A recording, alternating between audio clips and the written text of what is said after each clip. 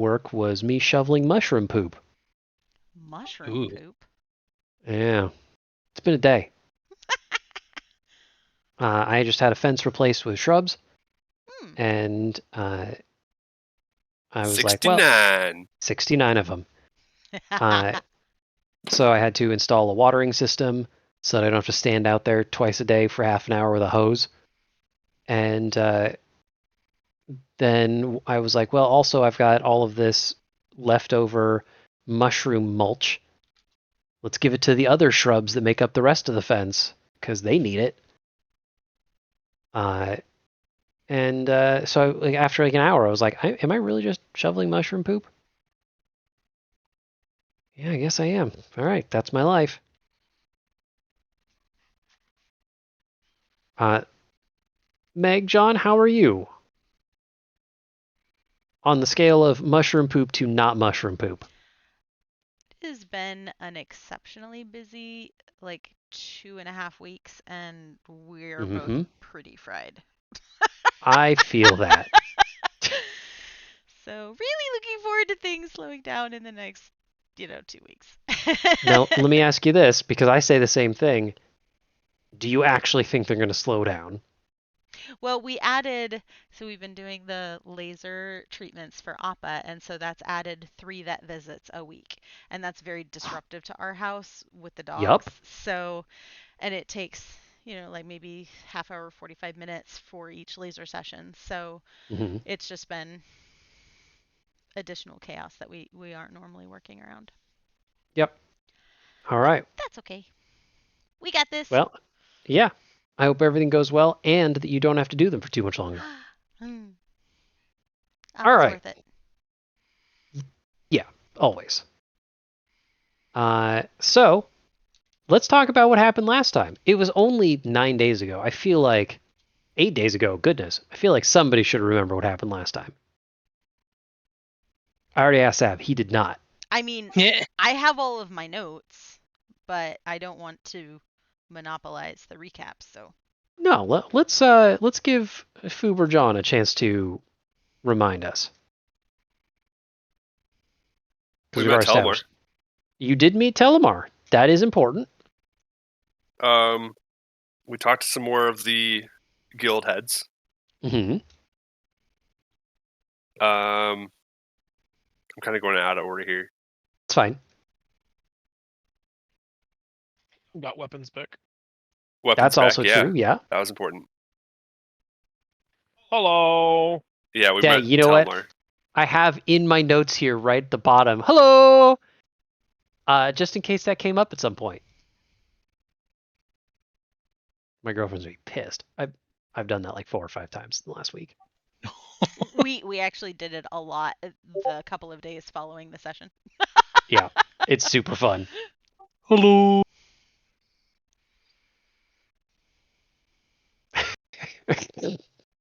Gosh, I agree with that tweet. Oh, oh, that hurts though. Uh, you know what?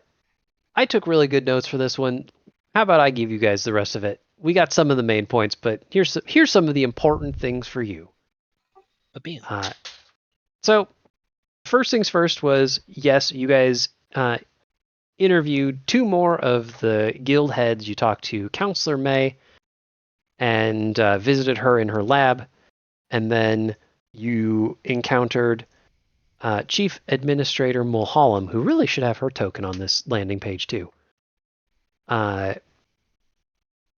got some information from May, not a lot, but learned a bit about like she's head of research and kind of what she's researching. And then when you interrogated Mulholland, man, my notes are not well written. She was pretty upfront about, okay, yeah, you're right. We're all on the same page. Just like keep this on the DL. I was looking into Savi, and pretty much everything can be backed up by my assistant. So go find him to confirm my story. But for the most part, I was trying to get information on her during the attack, and I couldn't get much. You also, when you talked to her assistant, got a picture that someone had sketched of the scene of Razmi's murder. Almost immediately, you guys were like, well, of the people who were there, I don't think everybody looked at it. Yeah, it was just Mira and Holden that looked into that sketch. You two were like, dang, that dude is exploded. I feel like we know somebody that explodes people in blood piles like that. And pretty much right on cue, you said that, and your good friend, your boon companion, Mortavio, was standing behind you, quite proud of himself. He admitted fully well, like, yeah, that was my work. I'm very proud of it. And also agreed to politely wait at his home here in Porta Maria for an opportunity to assist the party. He seems very forthright with, hey, I'm here. We're practically family, Mira, so I might as well help you. But everyone kind of agreed also maybe we don't want a professional blood mage assassin openly walking on the streets like 2 days after he broke out of prison.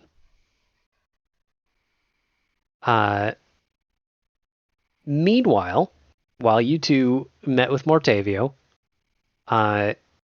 first, Rayun talked to his god Krace, which went terribly. I don't know how much we talked about what you guys talked about, so I won't say anything unless I'm wrong. But then Rayun and Tyrus went to the ceremony grounds and saw that scene first. It was really neat. I enjoyed that pre-celebration quite a bit. You two talked to Night in Dreams and Jabix real fast, but the most important thing, let's be real, was you saw on those grounds Andromeda was hanging out with the delegation from Telemar. And more than that, she was lightly bound. We'll go with that. Collar and otherwise maybe socially bound.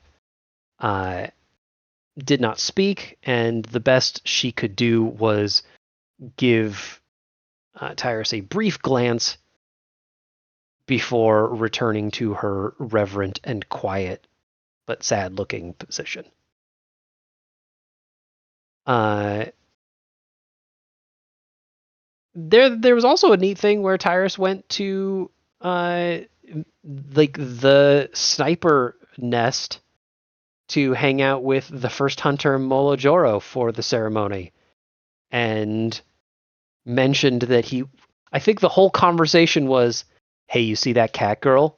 Yeah. She's my wife. I'm going to go rescue her, because that's what we do. And that was the whole conversation. I think that may have happened after the ceremony, because then you were like, all right, and then I'm leaving, and you didn't even give him a chance to respond. Yeah. Let's see. Then we had the ceremony. I was very excited for that. Savi took the stage and got everyone's attention, offered thanks for being there, and then guided them all in a call and response prayer to summon the there are so many things here I wish I could quote fast enough, but to summon the god of glorious victory, their lord of souls and swords, Telemar, from the plane that he was currently on. And she slammed a massive flag banner into the ground, and that turned into a golden portal through which a fairly diminutive mole man, but clad in brilliant bronze armor and wielding golden weaponry and shield, stepped through. He gave the crowd a rousing hello, and then was escorted into the guild hall after, like, a minute or two of waving at people and enjoying the crowd celebrating. From that point, everybody went back to Ransmar's lab. And we definitely put a plan together that I definitely remember. However, if I've got this right, the current plan for everybody was still to reach out to your contacts at Satyr, specifically Celebron, your contact at the Temple of a Thousand Gods, to get more information on the things that you've been finding, and also you theoretically have a planned date to use the dinner bell later tonight.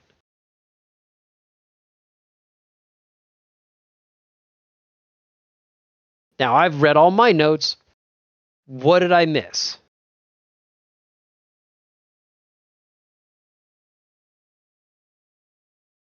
Dang. Silence. That means I'm perfect.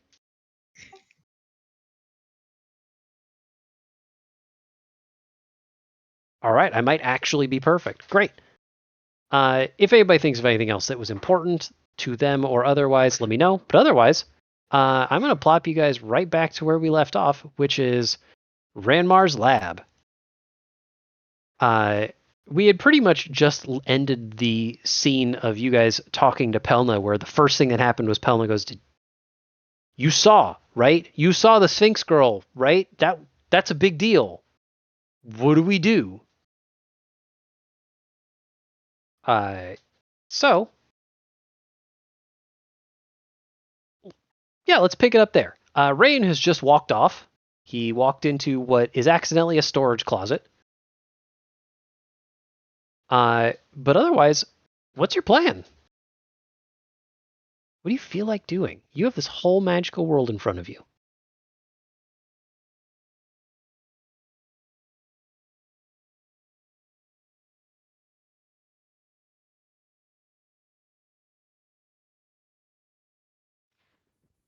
Go get cat girl waifu back. I second that. So I had in my notes for our up next, Rayun wanted to have an additional conversation with his godfriend.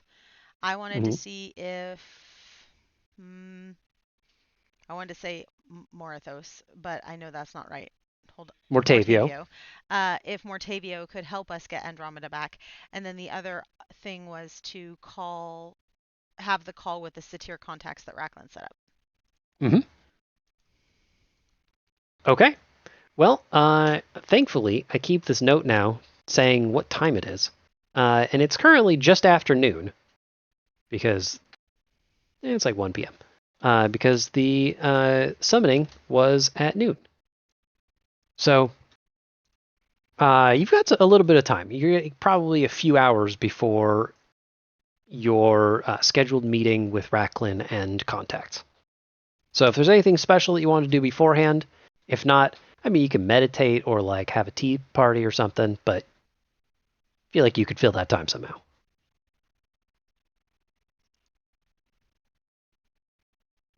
Does anyone need a rest?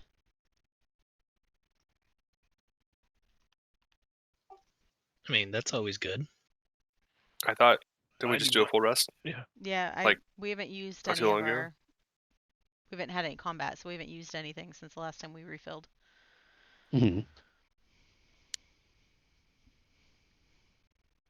Yeah, but at the very least, if you wanted to just like hang out at the home base and rest and recover and like, I don't know, have a snack or something, that is also fine. We don't need to fill every last second. You have 3 whole days until the feast. Well, 2.5. Oh, when is our call with Satir? I thought that was supposed is that tomorrow night or tonight? Tonight. Tonight. Okay. And we have time before that call. So we should probably go talk to. Why do I have such a block on this guy's name? Mortavio. Mortavio? We should probably go talk to Mortavio and see if he can assist us with the Andromeda situation. And then go from there. All Sounds right. good. That sounds like a plan to me. And then there was SpongeBob on one of my monitors. At night. I don't really know how to take that one.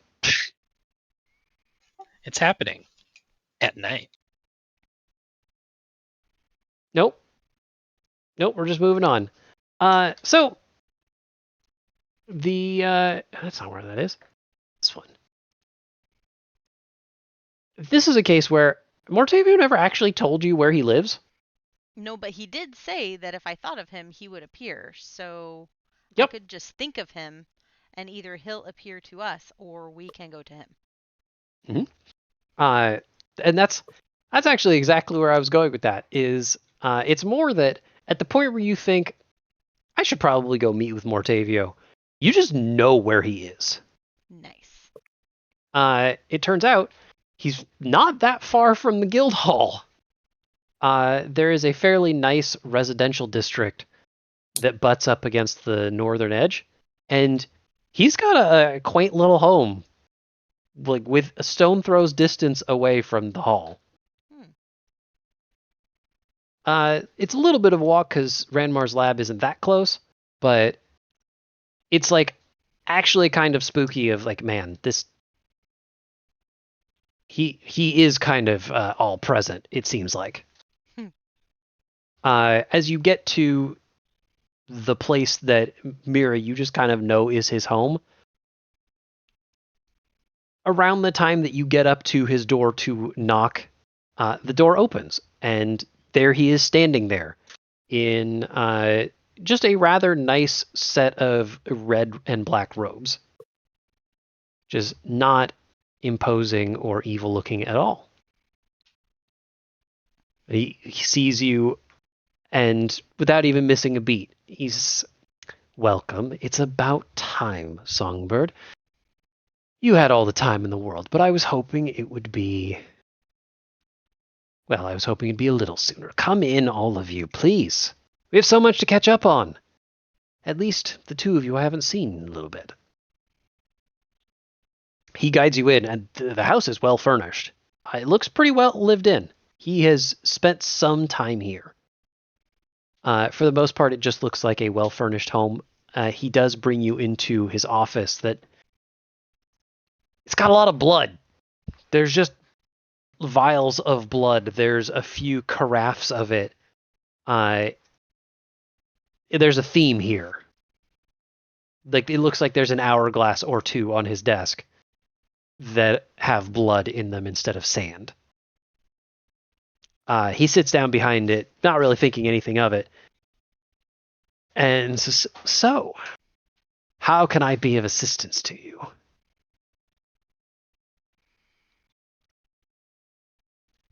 I think you might already know.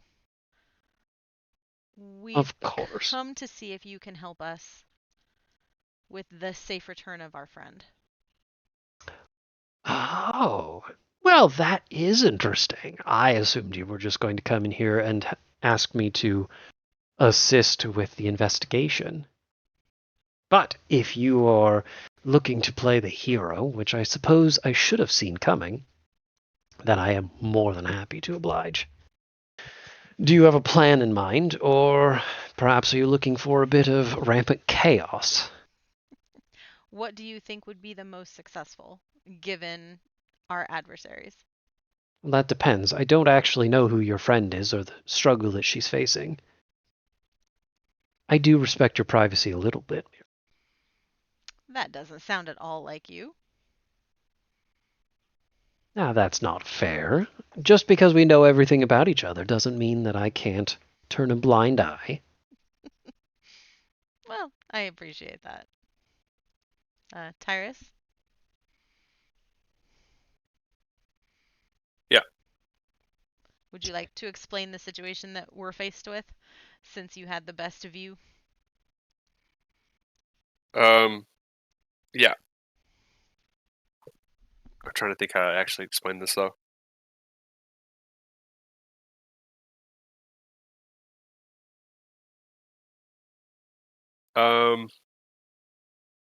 I kind of just want to do a cop out here and say I just explain what I saw because I can't remember all the details. Iris, like a cat girl. Bad people take a cat girl. Yeah, but there's like something specific about them. Weren't they like the vanguard or whatever of They were the Aka heavies. Acta They were Heavies, the that's Acta right. Heavies, yeah. There was a scene. I can just bring you to the scene real fast. Let's jog your memory very briefly. Bam! Look at this scene. Oh, except I deleted everybody that was there because they walked inside. Pretty much this is the scene as you left it, where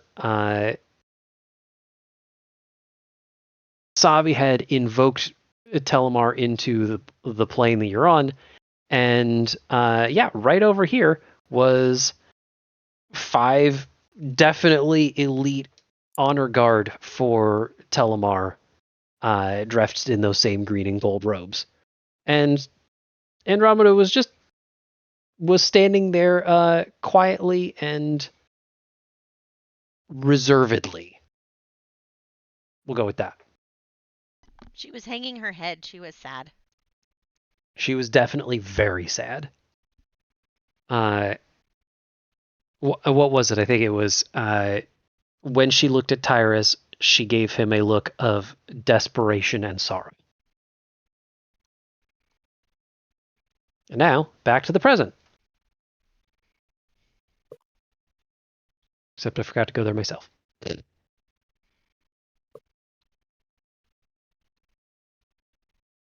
If you'd like to cop out, though, and Yeah, just basically say, just I explain explained. what we saw, everything. Yeah. Sure. So he takes it in, listening pretty curiously, because believe it or not, he doesn't know everything about you. By the time you finish, he has his head resting on one hand, like elbow on the desk. And his brow is like maybe a little uncharacteristically creased. Says, "You're saying that the god of glorious victory has absconded with your Sphinxess girlfriend, and you're planning on rescuing her while the whole feast is going on." Or before. That's not for 3 whole days.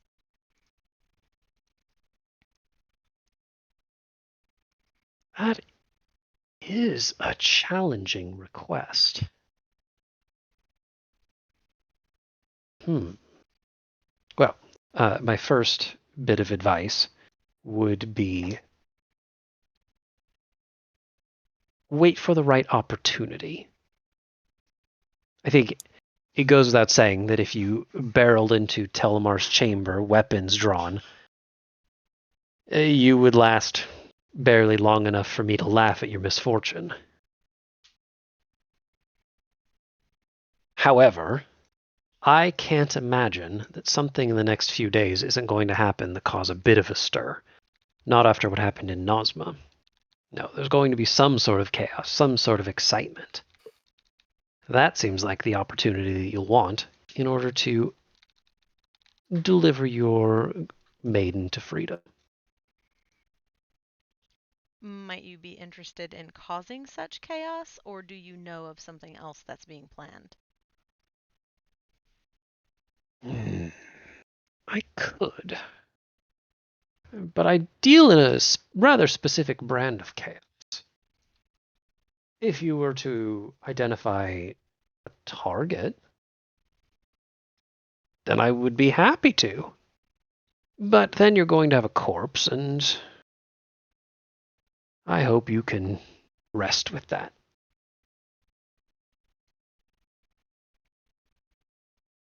let's see. What other chaos could we cause?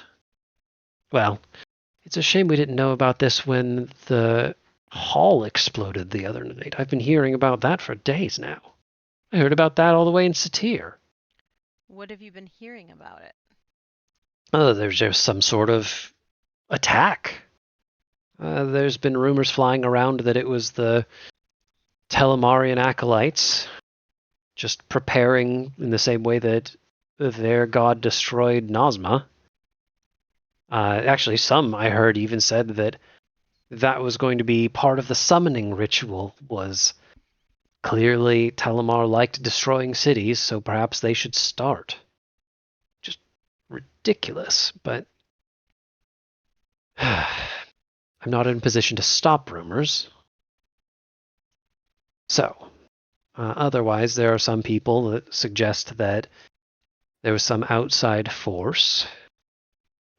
Some people are saying it's other gods. Some people are saying it's people within Porta Maria. I'm hearing it's people in the guild, the hunters. That it's a monster somehow.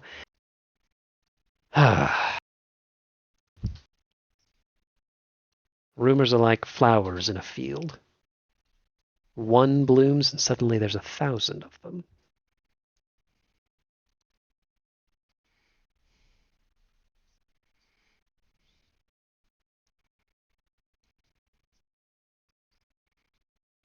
You mentioned that you So- might be able to help us with our investigation. What do you know? Well, I haven't had long to be back in the city, but I did specifically come here to assist you. Once the investigation is over, once you have your culprit, or corpse, I suppose I'm good either way, then I will probably retire to... Yes, I'll retire to Relum for quite some time. Great place to keep secrets. But, in the meantime, as for the investigation, some of the things I'm sure you've figured out by now. That one of the counselors has been in Nazma for long enough that she's certainly not a suspect.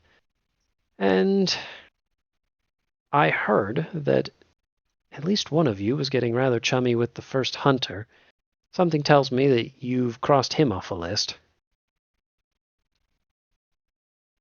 To be fair, he's more the sort that if he were going to kill someone, he'd walk right into their meeting, take a head or two, and then present that as a trophy.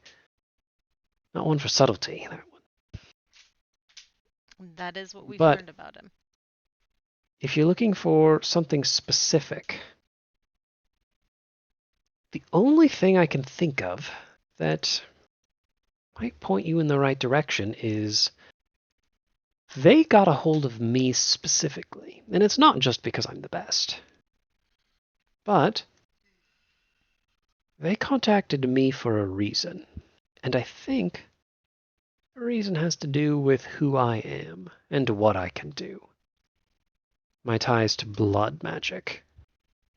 He flips the hourglass, and the blood does not immediately start dripping down it. Says, no, it was something about this. Something that called to them specifically. The contracts were very express. I was to make a mess. Does the blood in the hourglasses look anything similar to that red liquid we found in the person's lab? I'm not going to make you make a roll. You saw that like 5 hours ago in game time. I mean, it does, but it's not. When you saw the blood in the vial in May's lab, it was like actively churning. There was something weird going on. It looked like a red liquid that was, what did I say? It kind of looked like it was boiling, but there was no heat or anything. The blood in his hourglass is just, it's just blood. It is very Okay. clearly red, very thick, and he's sort of like holding one of his hands up, and that seems like it's enough to keep the blood from beginning to pour. Gotcha. Okay.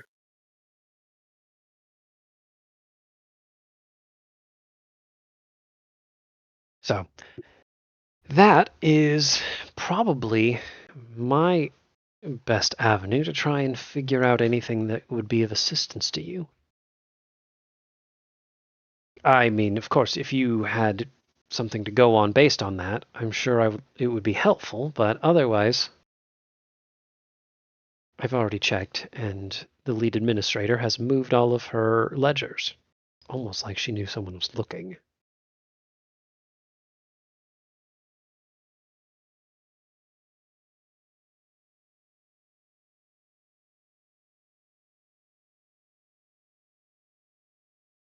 And when he finishes saying that, he lowers his hand and the blood starts dripping through the hourglass. Why do you think it's the head administrator that's hiding the books? Because she has all of the books. That she is far and away the most studious person in the guild. And they have a lot of records. She was originally the one that I found when I was looking for who hired me to find where the money was coming from. Was through her ledgers. Did But you speak that... with her about it? Oh, goodness, no. Oh, no. As far as anybody here knows, I'm just some aloof noble who spends most of his time in his basement. No.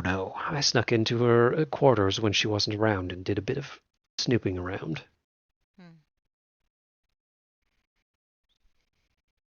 And for what it's worth, I would appreciate it if you kept my identity somewhat secret. Of course. So, it does lead us to an interesting question of how can I help you? I was rather hopeful that I would be the dashing figure to appear right in your bleakest moment. But if you have some specific use for me, or if you think of one in the next few days, by all means, feel free to tell me. It would be nice to go in with a plan. Or if you're just planning on fighting a god and waiting for Telemar to try and destroy the city and fight him off, tell me that too so that I can be in Relim. Oh, I definitely wouldn't let you miss the fun. Unfortunate. But that's all right. Very well. Well, my home is always open to you. As far as I'm concerned, you're family.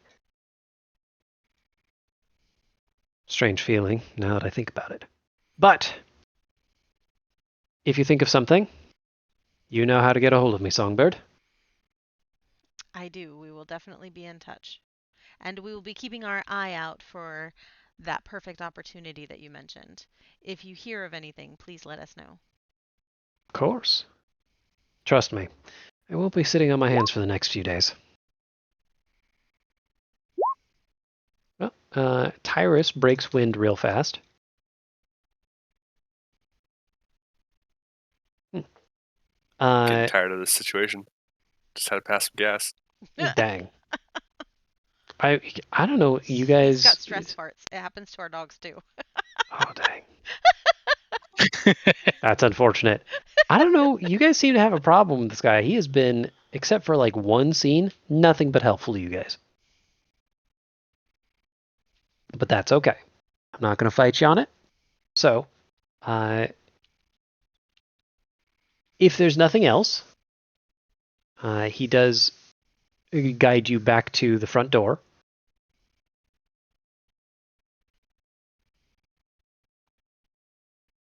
And I mean, you still have plenty of time, right? You could easily get in a bit more investigating. You could just go off on your own and like find some stuff.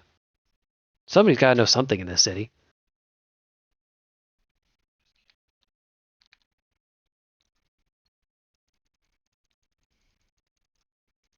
We could go looking for some trouble. Always good.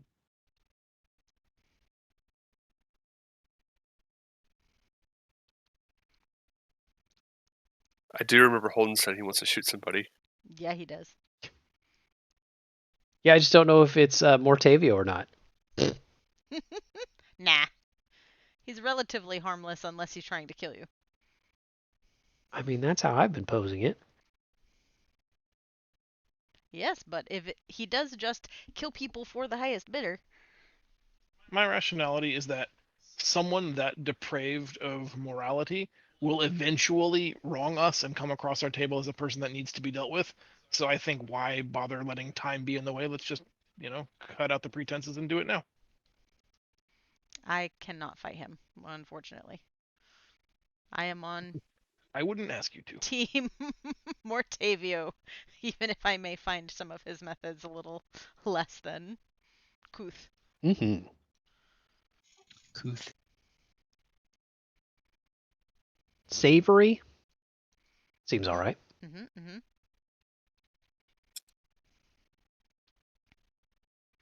Okay, close please. So, yeah. You guys are also free to go and cause some trouble, or just like sit down and wait for a little bit. There's nothing wrong with you guys just want to pass time on the clock. May I ask a out of game question? Absolutely. I did not go back through the interrogation notes that you have submitted in our handouts. So do we have enough information to make an educated guess on who the guilty party is, or is there a couple of key elements that we're still missing? Sorry to ask such a blunt question, but we might need to go back and revisit that as a group at some point. Let's see. Let me take a brief look at what you're missing. Which I can tell you that, right? That's easy enough. You don't have transcripts from Chakel, Meslier, and it wasn't scheduled or anything, but Racklin did mention, hey, what if I just got you a meeting with Telemar instead? And so that is theoretically available as well. We definitely want that meeting. Let's do that, because I did not remember that Racklin said he could get us a meeting with Telemar. Let's get in there. Let's get in there and talk to him. That was like a stinger from a couple episodes ago. Was like, all right, we're getting ready to close the episode, but cliffhanger. What if I got you a meeting with him instead? And everybody's like, yeah, let's do it. I'm pretty sure it might have just been in my head. And then we just totally forgot. I'm so sorry. I don't remember that from my notes, but that would definitely let us get in to potentially scope out the area that Andromeda is in and maybe have an opportunity to speak with her, or at least get a message to her. Mm-hmm. So that seems very doable. Done. We'll so if that's the case, front door. Yeah, if that is your intent, then you would probably want to go talk to Racklin first. Let's do it. To Racklin! All right. Let's send you guys to Racklin's office that I definitely have set up somewhere. There it is. Great. So, Racklin's in his office. He is more active than maybe you've ever seen him. Like, he's always been fairly busy and studious, but he is just drowning in paperwork, and he's getting through it, right? He is signing things off, he's doing research, there's books open, he has an hourglass on his desk that isn't filled with blood and the sand is flowing. But you enter and he stops all of it. He kind of pushes it to the side and he turns in his chair, and you are the most important thing in his world, it looks like. Just the look on his face. He says, well, hello. I wasn't sure I was going to see you so soon. Sorry I couldn't join you for the ceremony, but, well, I've had a bit keeping me weighed down here. What can I do for you? If you need access to some of the hall, I'm afraid I can't even do that. The Telemarians have sequestered about a third of the hall, a decent chunk of the first floor for, well, our distinguished guest. That's actually the reason why we've come to speak with you. We have the meeting set up with Satir later this afternoon. Thank you for setting that up for us. You had Of also course. mentioned that you might be able to get us an audience with Telmar himself. Is that something that we can arrange? We would very much like to speak with him. Arrange may not be the best word for it, but I do happen to have some insight into how his schedule's going to go. That would work. There was a meeting with Mulholland and a decent number of the higher-up administrators. Somehow I made that list. It looks like Telmar isn't going to be sleeping for 3 days straight, like it was kind of advertised. Instead, he's going to have a daily... Well, he's going to wake up once a day for a very short period of time. And it looks like it's going to be just long enough for him to have a quick meal and then fall back asleep. Which, I'll be honest, he glanced over his paperwork, is sort of the dream right now. But someone has to bring him all of that food. And the question became, who? It's likely going to be Telmar's acolytes. It sounds like, based on what Savi was telling us, and I do say telling, there was not a lot of asking involved, that a few members of the faith would be brought in to bring his meals to him. Something about their names meaning something to him. His shield or sword. I didn't catch all of it, but I'm not sure anybody knows how dedicated you four are to the Telemarian faith. But I bet we could fake it. Not to reveal too much, but we may already have the costuming to do so. You're kidding me. Well, this story practically writes itself now, doesn't it? Just tell us where to be and when.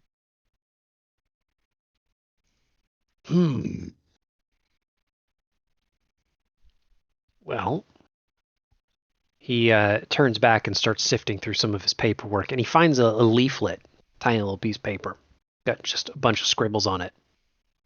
It says, right, based on this, it looks like he's going to wake with the morning sun. That sounds like a god to me. Never so simple as just using a clock. Well, in that case, I could probably get you in first thing in the morning. I'll tell you what, if you bring yourselves with those disguises, I'll see if I can't get you on the schedule in place of whoever else we found. But you are going to have to pass as Telemarian acolytes. I won't be able to go with you, and if someone catches wind that something's amiss, well, honestly, the God of Glorious Victory is sort of probably still on edge from the whole Nosman thing.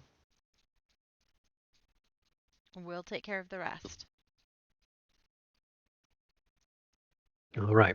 In that case, be here first thing in the morning, before sunup. We won't have much time to pull that off.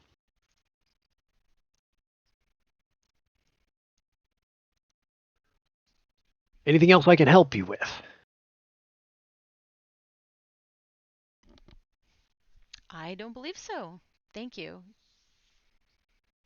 All right. Well, in that case, I think we've got a couple of hours before your meeting with the Satiri embassy.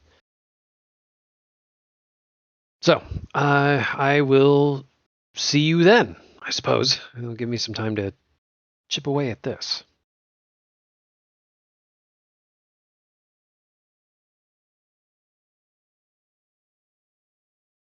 Well, best head back to Ranmars and check in on those disguises that Primrose put together.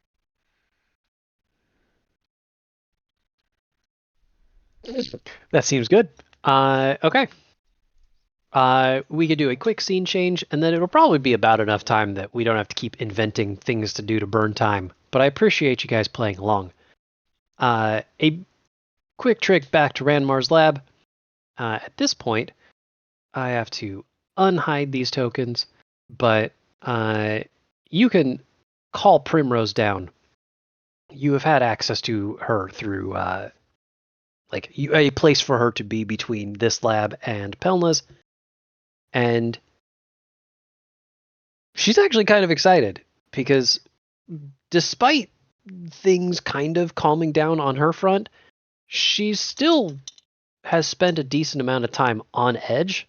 There was a very well-trained and handsome killer trying to take her life after all. When she comes down because Pelna calls for her and says that you are looking for her. And she's very excited. There's a bit of confusion on her face for just a second, but she kind of shakes it off. I'm glad you're back. What can I do for you? Oh, I hope you're here to see the children.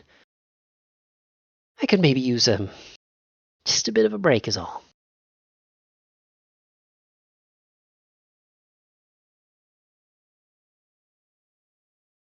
Can we just pretend that Morthos has been here babysitting them the whole time? That would be nice, but can... Sorry. You know what? Why don't you go and give me a quick insight roll? No. I was just joking. No, but that's fair enough that it deserves a roll. Everybody? Sure, I don't care.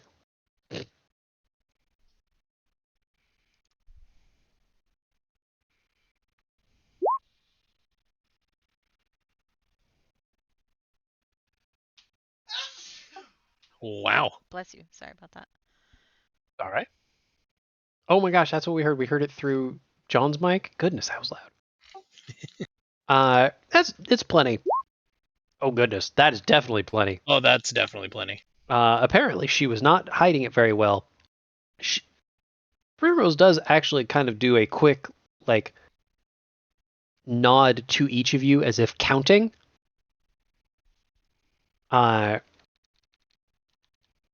Morthos hasn't been gone that long, and it looks like maybe she's wondering, hey, where's the fifth person? You know, the one that helped her out a bunch and got her a proper disguise and everything. Disguise, that's exactly what I was thinking. Yeah, I was bouncing back and forth of, am I going to go that far? And the answer was, yeah, we're going to push that button. So, she's got a bit of confusion, but also, otherwise, just maybe looks a little exhausted.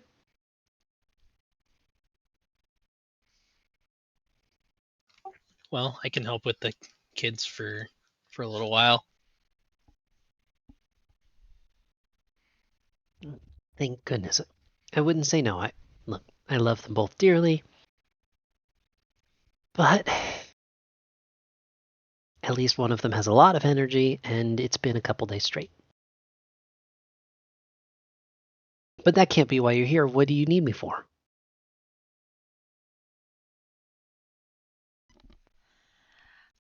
Remember when you were telling us about those green robes? Have you finished those costumes? Oh, yeah, absolutely. Would you like to see them? I'm very proud of them. Yes, actually. I very much would. She rushes upstairs, and there is actually kind of a clamoring. When she comes down, maybe she didn't grab them as carefully as you might have expected, but she's definitely excited, eager, and Mira, she hands you one first, and to her credit, it's a good recreation. She rolled really well. Amazing. Like right down to some of the emblems there where I genuinely just like held a hand up over my heart and then I had to stop and go, they can't see that. But like where that pocket or a nameplate would be, there is an emblem of Telemar that kind of looks like his sword and shield. And it's a really good depiction of that emblem. She's practically beaming as you look it over, and she's I spent a couple days working on it. The stitching is not the best in a couple places. Maybe be a little gentle with some of your seams, but I worked really hard on the details in particular. You said they're going to be disguises, and I wanted them to be convincing. Do they look like the Acolyte or the Aka Heavy robes? The Acolytes. Okay. The big difference between the two is, besides there being extra layers, is the face mask. Believe it or not, that'd be a little harder to pull off. And I don't think anybody had really seen much of the Honor Guard. That makes sense.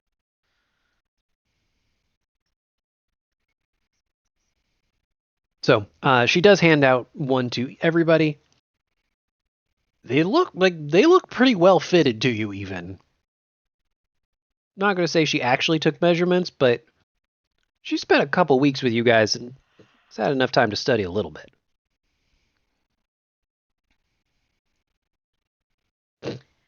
We should take these with us when we leave tonight, even though we're not supposed to meet until tomorrow morning. Holden, can you store them in your bag of holding? Absolutely, I can.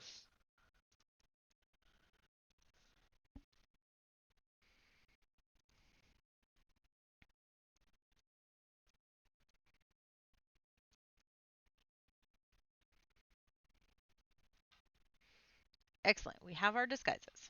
What's next? Mm-hmm.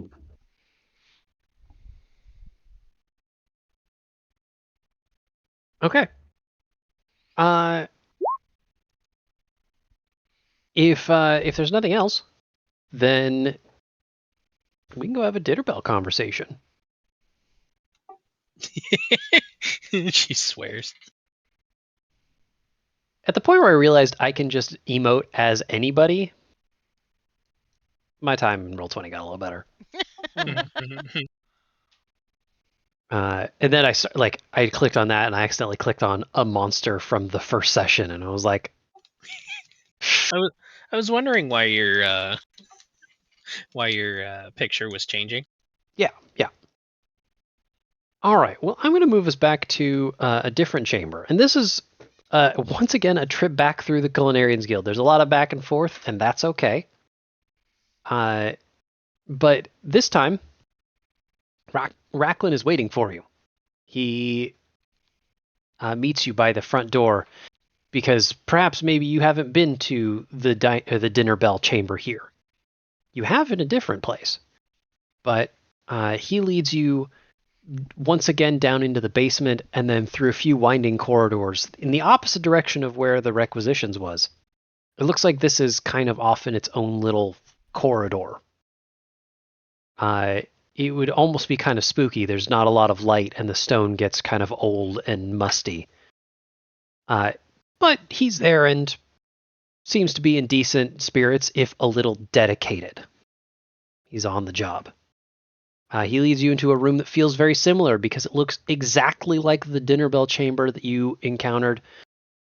Is it in the Satiri Guild Hall? I don't remember. It's not important. It's just going to bug me. When we had to ask for the return ship, since we took the other ship after losing the Emerald Dawn. Yes. I just wasn't sure if that was in Noka Bay or not, but that is true. Okay. When you all enter the room, he points to the dais opposite you and says, oh, I even set it up right, mostly. He's over here. There we go. He says, well, I think you've seen this once before, right?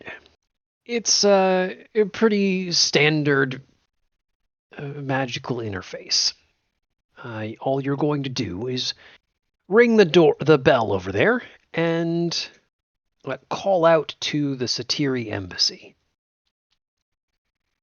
When you do, it will ring over there for a bit, and assuming someone is in the chamber, it'll be enough to... I don't know how this works. I just ring the bell and someone appears. There's a reason that I wasn't a hunter. So, go ahead. I have some ideas of who might be on the other end, but fingers crossed everything works out. And he stands aside and gestures towards the bell.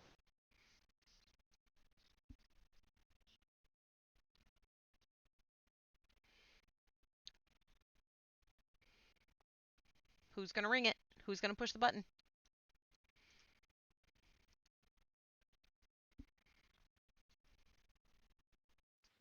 I can ring the bell. I nominate Holden. I nominate Rayun. Who are we looking to talk to first in Satir?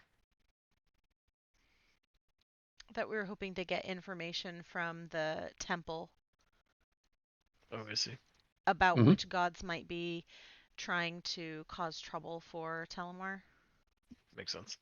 So, I mean, Rayun makes sense from a religious perspective, although That's true. he Then I will bell dong ditch him and Bell ring, dong ring ditch him. the bell and then take 2 steps backward. Great. Perfect. I love the shoving match that appears there of you ducking back and throwing him forward. Strength check. Yeah, sure. Get him, glitch. Oh no. Well, I can't even stop that. You just got teamed up on. Well, so when you ring the bell, while you have your tiff, the ringing of the bell echoes through this chamber loud enough that you feel it, right? That kind of the feeling that you get when you stand next to a speaker and you hear the bass and you feel it in your chest. It feels like that, except it's a fairly high-pitched bell. And it resonates for probably a good 7 or 8 seconds. You hear slowly, it kind of sounds like an echo, that ringing come back. And the ghostly appearance of an kind of an oblivious-looking elven man appears in front of you.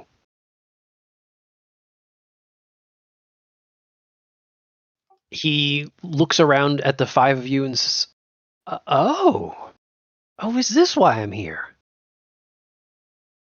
Well, hello, pilgrims. It's been quite some time.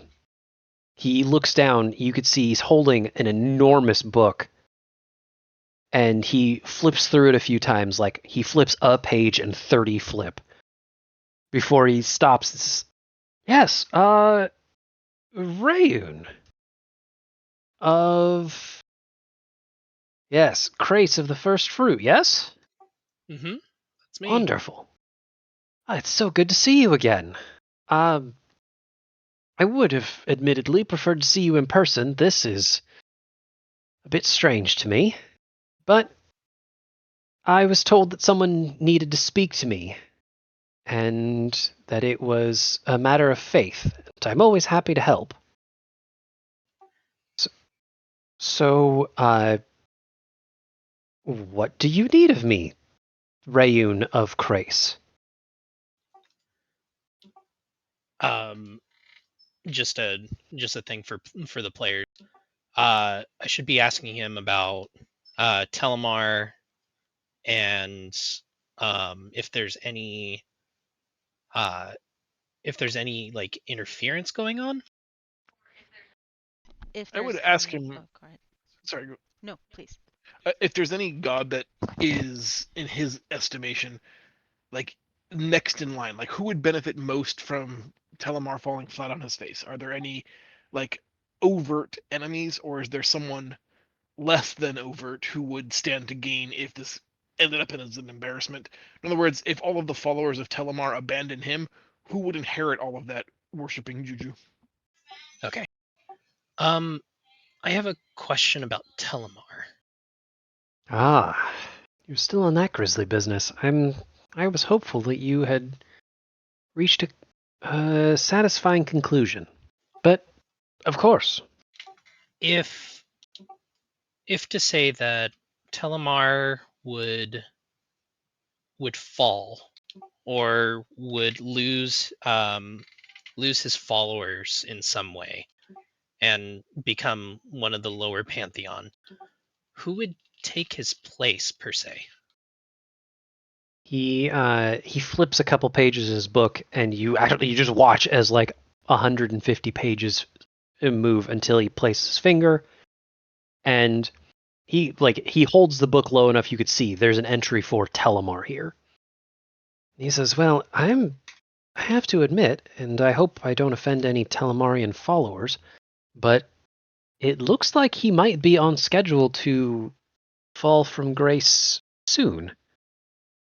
We have a recalculation of the Pantheon coming up in about a month, and his tithes are abysmal, and his follower count here is virtually zero. And I think it's just the High Priest left. But as to your question of who would take his place, it would be probably someone from the Middle Pantheon. I hope you can understand I can't necessarily recite all 482 gods that are on that pantheon, but I wouldn't ask you. That's a lot. But we would recalculate based on whichever god or goddess had the 18th highest tithe and worshiper value, and they would ascend from the middle to the upper pantheon. Unless, of course, there was some upset, some lower god or a newcomer that did something incredible enough to garner a following. I'm afraid I can't say. I am sort of just a greeter and an information, a fount of information. We'll go with that. I don't count the tithes. I'm not good with numbers. Well, this kind of confirms some of my suspicions. Suspicions? I had thoughts on of my own volition about what's been happening with the Pantheon, but this kind of adds a little more evidence to where we're heading. I see. Well, if you have specific inquiries, I'm happy to answer them. But I probably get 2 or 3 people a day that ask if I can recite all 1,000 gods in the temple. And the answer is yes, but they usually get bored by the 20th or 30th. So, for everyone's sake. I'm picturing it as that scene in Good Will Hunting when Matt Damon is reciting the names of his fake siblings. See, that's good. I was picturing it like the song from Animaniacs listing all of the countries. Nice. Yeah.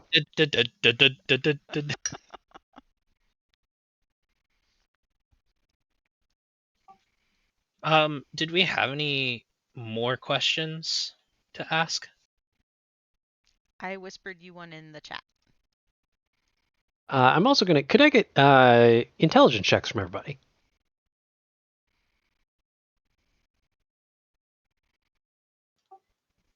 Intelligence.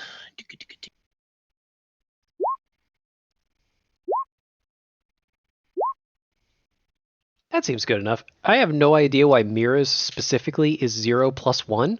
But because my intelligence is only 10 and it should be 0. I don't know what the +1 is coming from. Me neither, but I'm not going to worry about it. That's enough for It's from everybody. I'm Magical not going to obfuscate this too hard. One of the original reasons. Oh my gosh, we'll deal with that in a minute. Did anybody hear that? Yeah. I heard that. I thought it was Okay. mine. I No. thought it was my lightsaber. Yeah, that's one of the lightsabers from Disneyland, and I don't know which one it is, but one of them in this house keeps making that sound. One of the cats is playing Yeah. with it. I hope that's the case. The force is wrong with I them. wonder if it's. I wonder. I wonder if it's the batteries. I think it is the battery. I just need to figure out which lightsaber it is. There's a bunch in this house. Or it's a ghost playing with the lightsabers. It might be Oh a my ghost. Obi-Wan. I know who built this house, and I don't know where he is now. Oh boy. Playing with your He's in- lightsabers. Or maybe you. Dang it.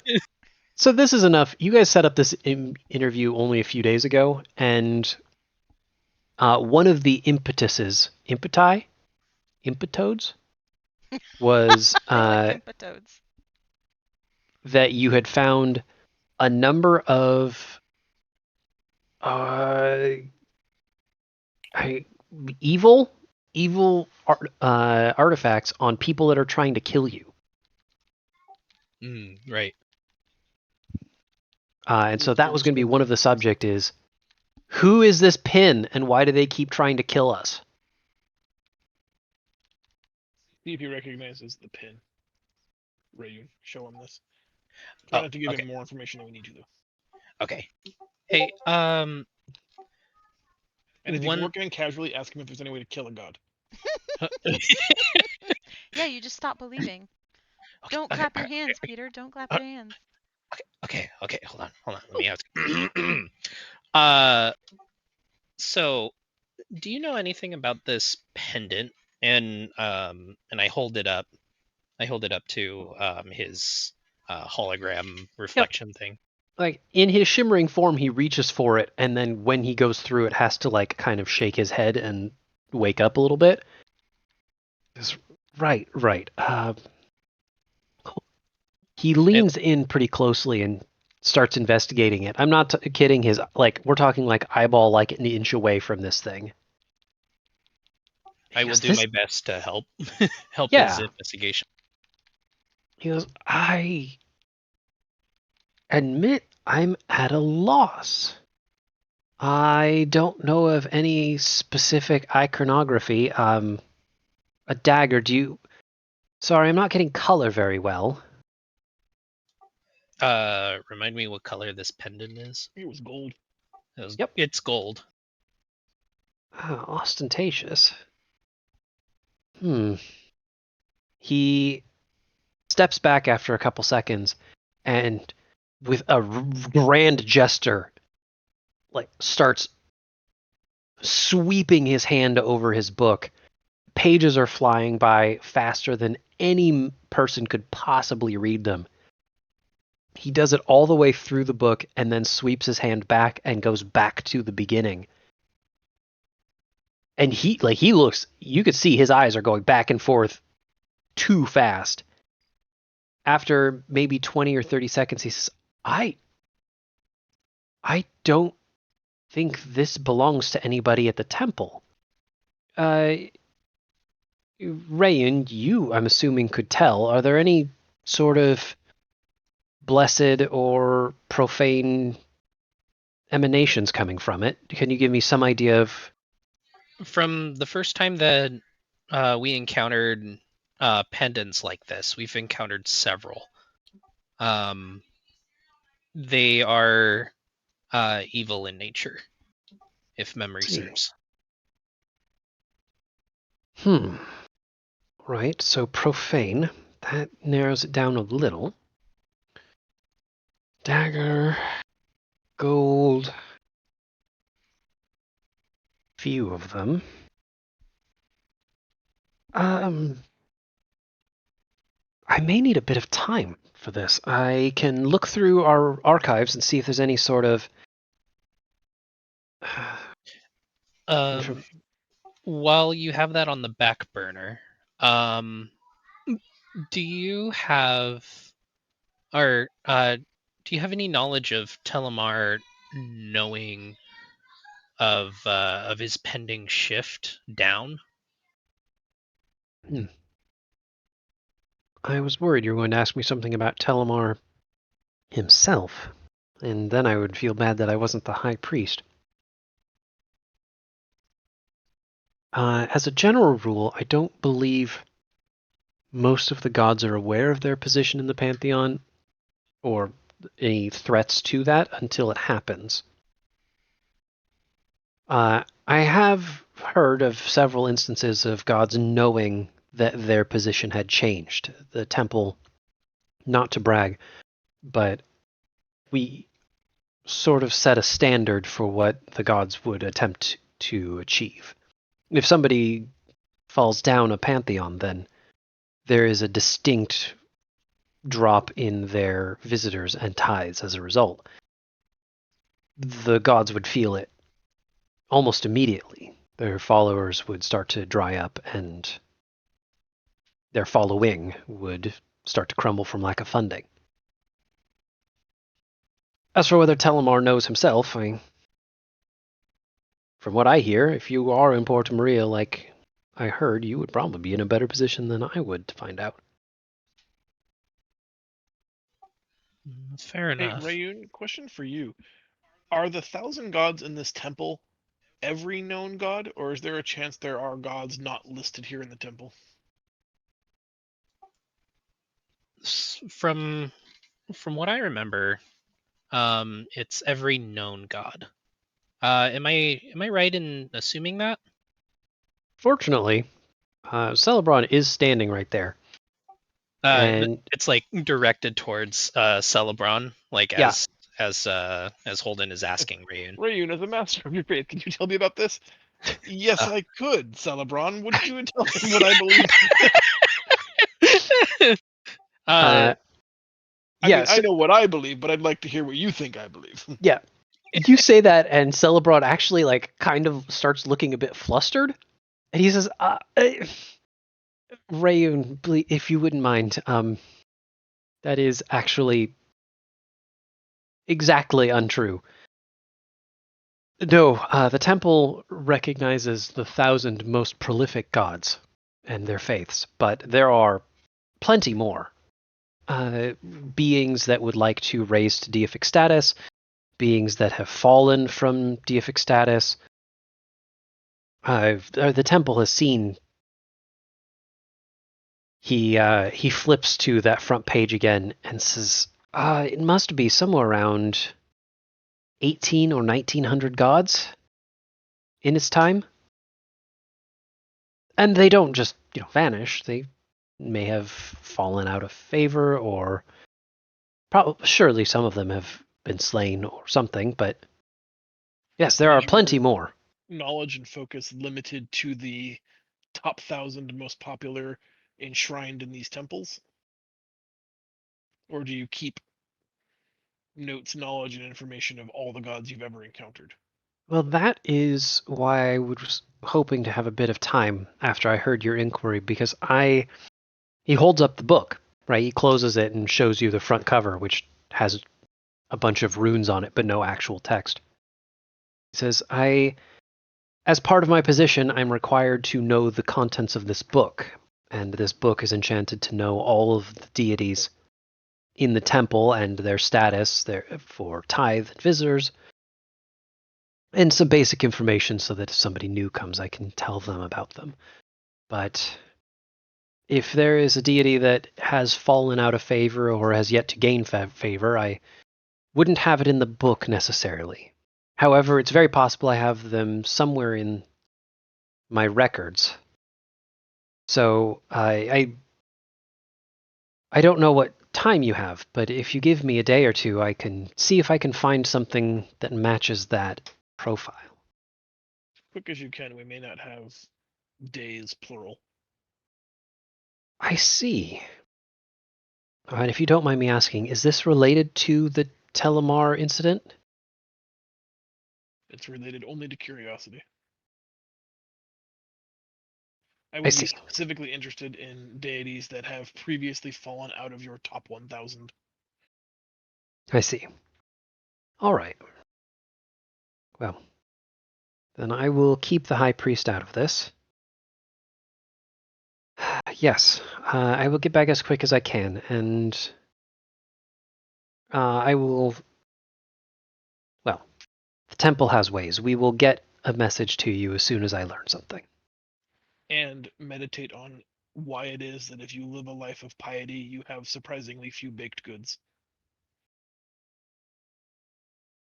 He genuinely looks confused at that for a few seconds, even though I'm laughing on the inside. I can't express to you how much I'm laughing on the inside. It will give me an hour or so. Yes. Perhaps a pastry would be nice right now. If there's nothing else, I will take my leave.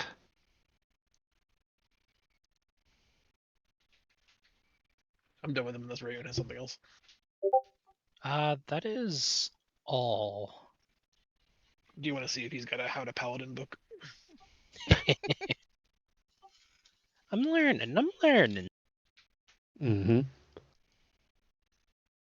Well, it sounds like we're far enough along that he gives all of you a bow and nods to Racklin. And then he walks away, just like walks away from you. And after like 2 or 3 steps, his image dissipates. And the light fades back into the room until there is once again just a bell.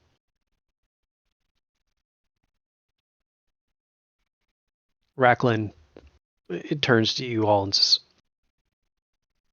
"Well, I hope you got what you came for. I don't know if we'll be able to do that again anytime soon. Mostly just because usually there's a bit of a queue for this bell."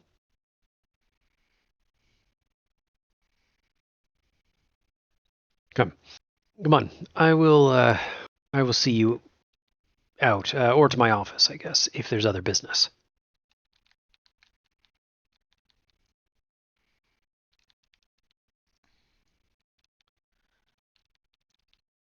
I don't believe there's any more business at this point. We should continue making our plans for tomorrow. Right. Well, in that case, I will see you out and expect to see you bright and early. Something before twilight. Sounds good. He escorts you out, and we get to... It's early evening. I'm going to offer if there's anything anybody would like to do.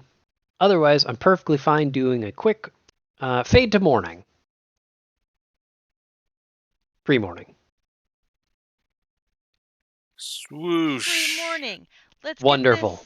Let's get this party started. We're gonna. There's a take very fight with brief cutscene. You see the moon crest over the sky, and the clouds are moving really fast. And then it stops before the sun comes up. But like the sky's starting to turn a little purple. No crazy dreams or anything? No, actually. Night goes by pretty quiet. All right. You arrive back at the guild hall. Are you wearing your robes yet? Yes, just in case anybody sees us. Okay. I think. Sorry, I'm trying so hard not to chew into my mic. I'm so into this that my food is cold at this point. I'm just going to munch this and no one's going to notice. So, yeah, it is a slightly different experience. You actually feel a little different in the Telmarian robes. Because even in this early hour, there are still a few people on the streets. And when you encounter folks, like if they are Telmarians, they greet you very happily. Like the few that you see in the streets, they are still elated with what they saw. some of them may not have gone to bed yet. It's been a party. By the time you get to Racklin, he honestly looks on you kind of proudly. His arms are crossed, but he's got a smile on his beak, and he says, "Well, you sure do look the part."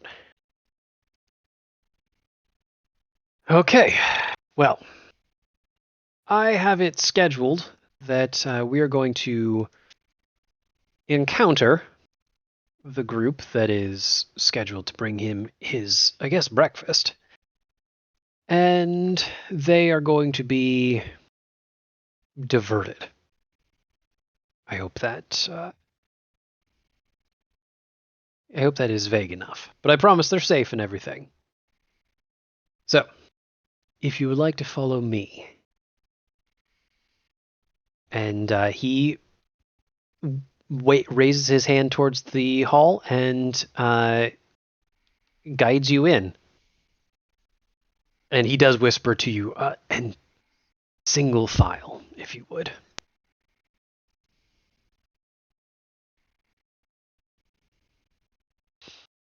As you walk through the hall, it is much quieter than normal, but there are still a few people going around. There's a few hunters acting as guards, and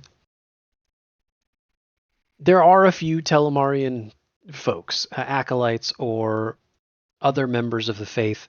There are also a few that you start seeing as you get deeper in, who are clad in bronze armor very similar to Telemar's. Like head to toe, full on Centurion style. Like you couldn't tell their race, their gender. All you see is bronze.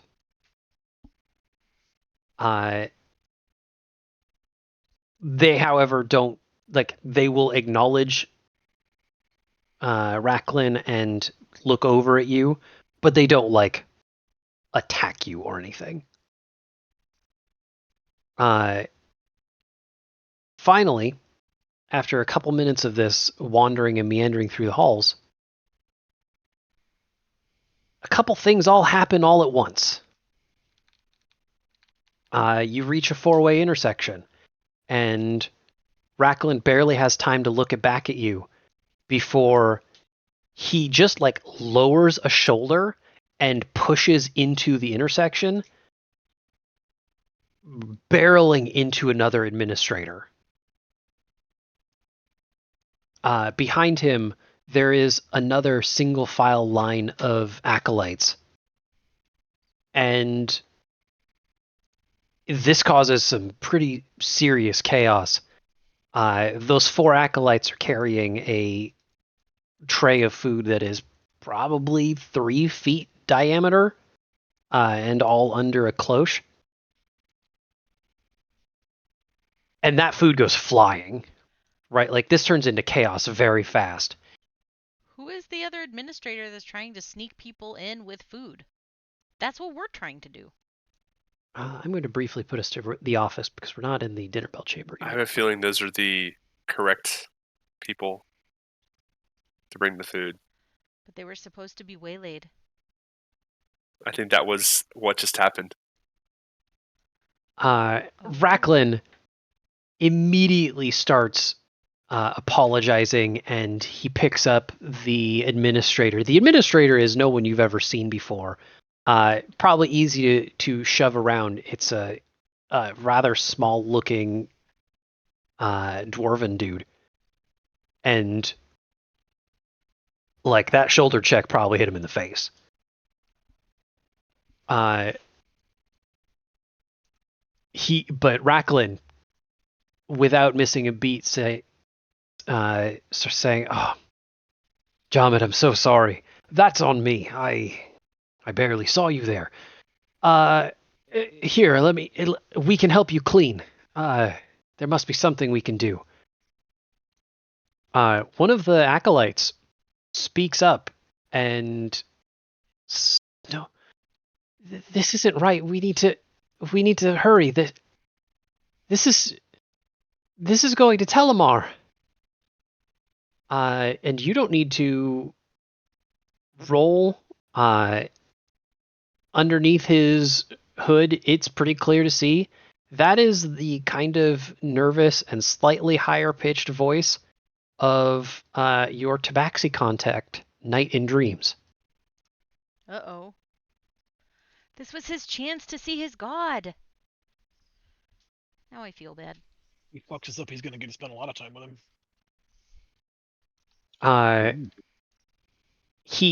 Night in Dreams is like, he's not doing well. While Racklin is trying to pick up the dwarven man, the tabaxi is like on his hands and knees trying to gather up the food and get it on the platter. Like, there are drinks that are spilled, there's wine in the carpet now, and he is just desperately trying to set everything right. It's enough, at least, that he doesn't seem to look up at you guys. However, one of the other acolytes in the party says,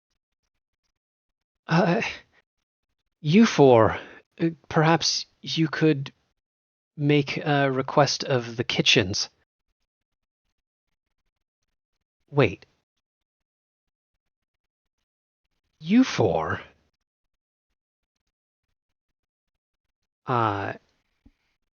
Your other contact, Night in Dreams' partner in crime, go with that. Javix sees the four of you, and he does actually look at you. Well, shit. Now we gotta kill Javix. He, Night in Dreams is working on the food. Javix, like, walks right up to the four of you, leans in as close as possible, and says, you are stealing something from my friend that is more valuable than anything else we could ever hope to see. Tell me you have a good reason.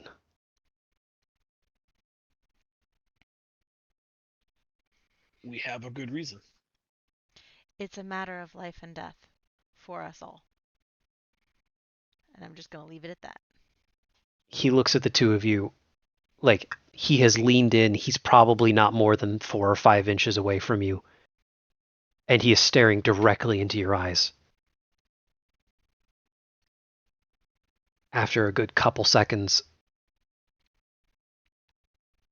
he's fine. If you can find a way to get us another chance, make this right for him, I would appreciate it.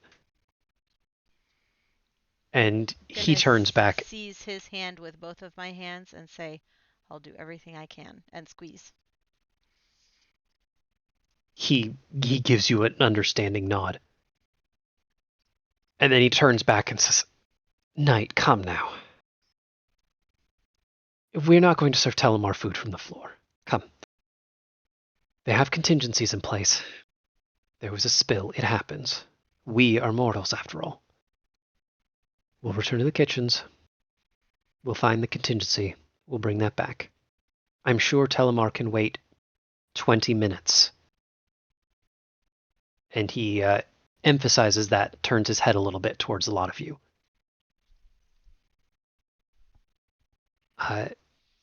Night in Dreams looks up at him, holding a plate of fruit that is like haphazardly strewn about. You're right. You're right. Only the best. Yes, of course. Let's go. We must be quick. And the two of them lead the other two off, rushing in the opposite direction. The dwarven man, whose name I swear I just had up on my screen, Gamid. He says, and so, who are these? Racklin, what's going on? He turns to the lot of you and says, and who are you? All look the same. Could you spice things up a little bit? And he grabs onto the lapel of his jacket to emphasize your robes. Racklin says, it's a uniform. Come on, you know what a uniform is. Listen, go find your acolytes. I'll take care of things over here. I'm sure these folks can entertain the god for a few minutes. And the dwarf kind of nods before wandering off. He kind of just looks confused and dazed. Almost as if he took a shoulder right into the face. Racklin says, well, now we're on a time limit. Let's get you quickly. And maybe just a minute later, you are in front of 2 honor guard who are standing outside of a door. The honor guard take a look at you, and immediately one of them, you can't see behind the mask to tell who they are at all.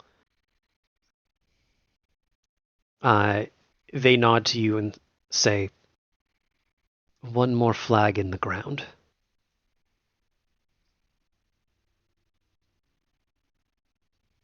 The other one waits for just a second and then opens the door.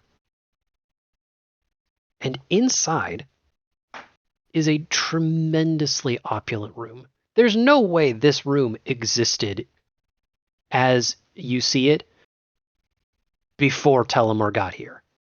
But it is the closest you could get to being obscenely opulent without quite getting to that offensive level.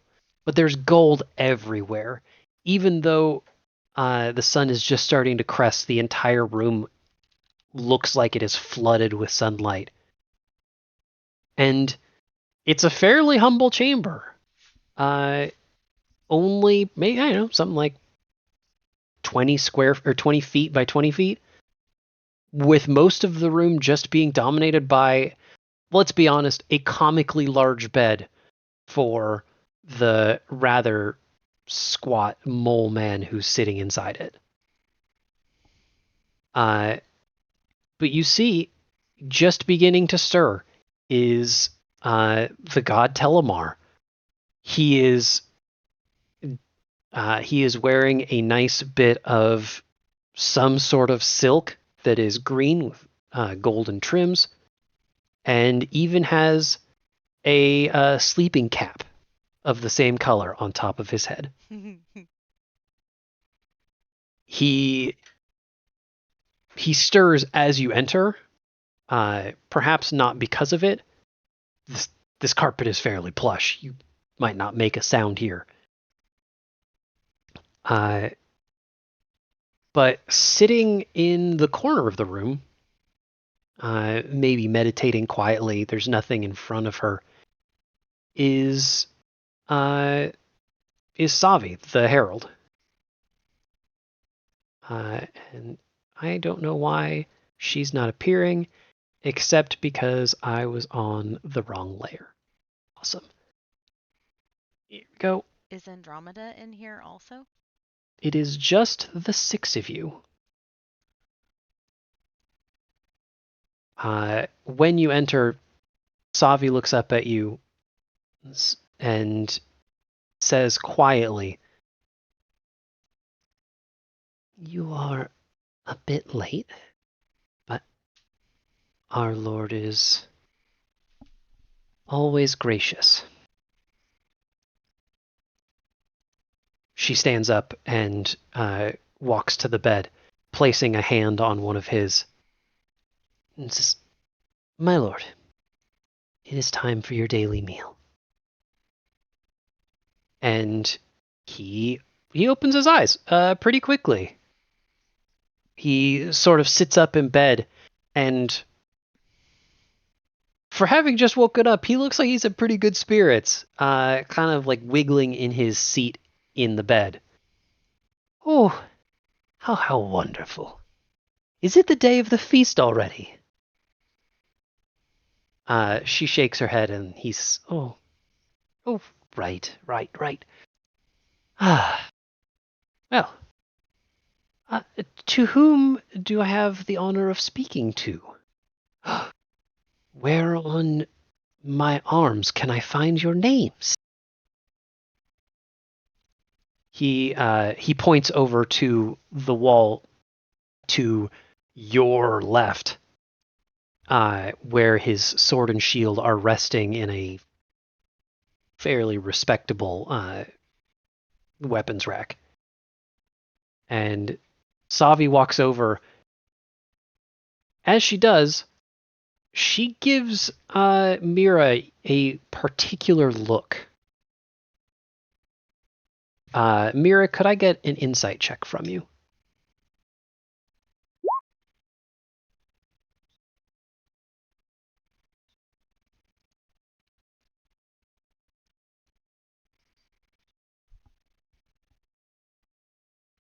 She knows. Savi makes direct eye contact with you, Mira. There's no way you know what that face is.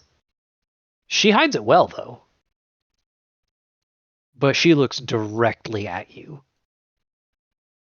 And that gaze lingers just a little bit longer than you'd expect as she continues her walk. She grabs first his shield and places it in front of him, and then grabs his sword and places it in front of him as well. And as she does, she says, "My lord, I'm not sure you'll find their names on your weapons." So, why not? Oh, are we finally out of room? I was wondering if that would happen one day. She shakes her head and says, "No, my lord, I don't believe these are members of the faith." He looks puzzled, and his mouth hangs open for just a bit. While Savi looks at you, he looks over you as well for a second and says, "Oh, well, then it's a pleasure to meet new friends. To whom am I speaking?"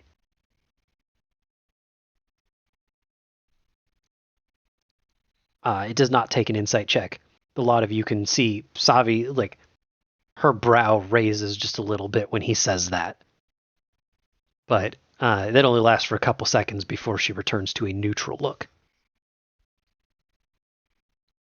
I'm going to nudge Rayun forward as our resident paladin / holy man. Mm-hmm. I mean, should I use a fake name? You have a god friend. You're used to That talking to is- gods. You could introduce yourself as Jabraxi. I am called Knight of Dreams. Oh, Oh no! Now that I've met you, I see no reason to ever have a conversation again. Oh no! dang. Don't make me a liar. Oh god. No, I I mean, could. maybe he seems kind of chill. Maybe honesty is the best way to go. No, I think you should lie to him. What do you guys think? All right. Well, I'm just gonna this one's stand hard. in Piss the off back a and not god. say anything. I mean, this will find out like what level of omnipotence or omniscience the god possesses.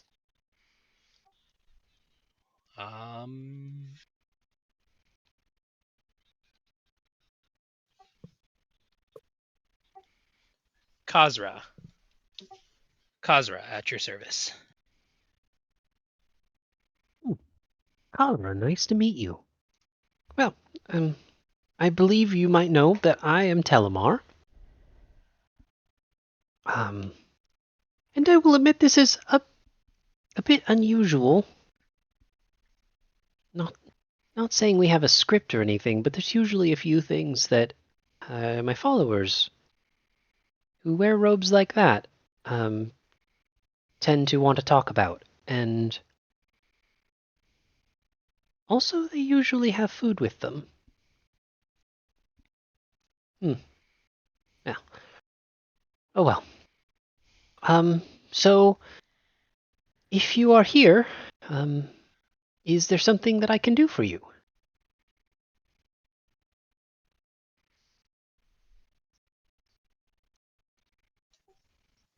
What should I ask?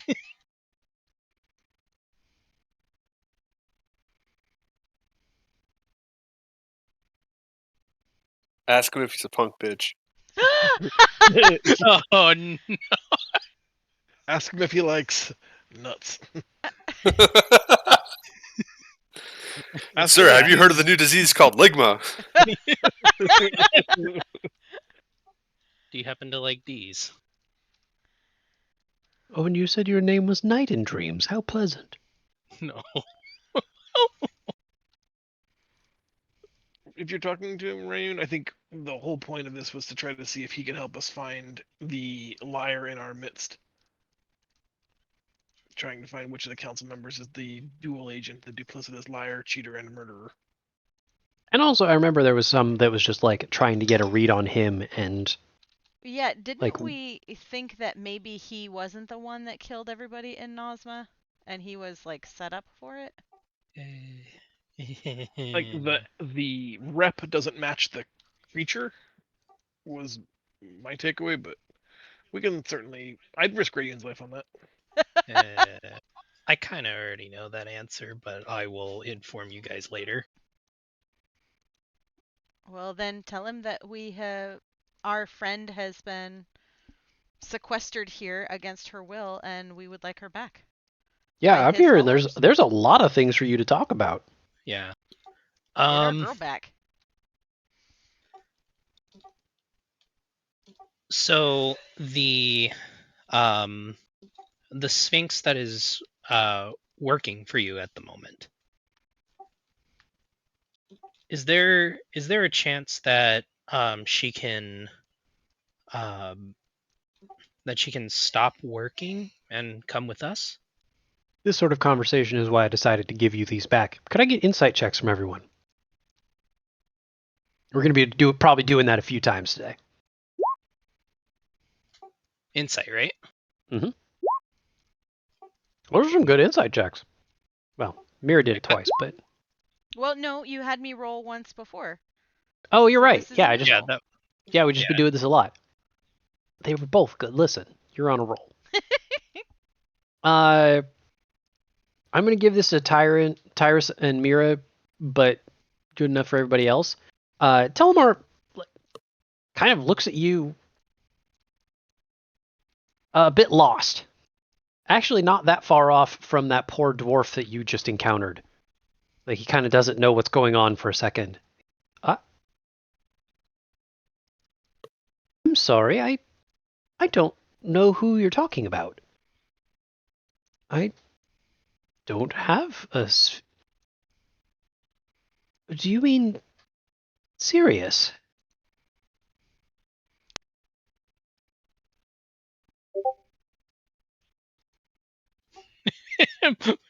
My way.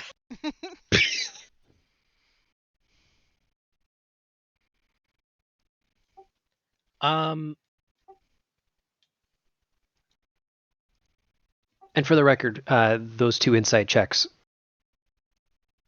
he does not seem like he knows what you're talking about. Which means that his high priestess lady is a dick. And Which taking means people and holding them hostage against their will without him knowing. Yeah, which means she's the one pulling the strings.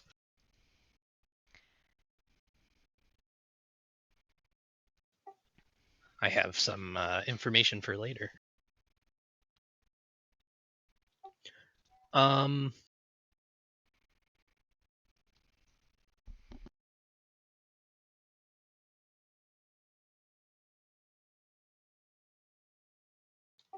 Well, Yeah, he's just looking at you with a confused look on his face.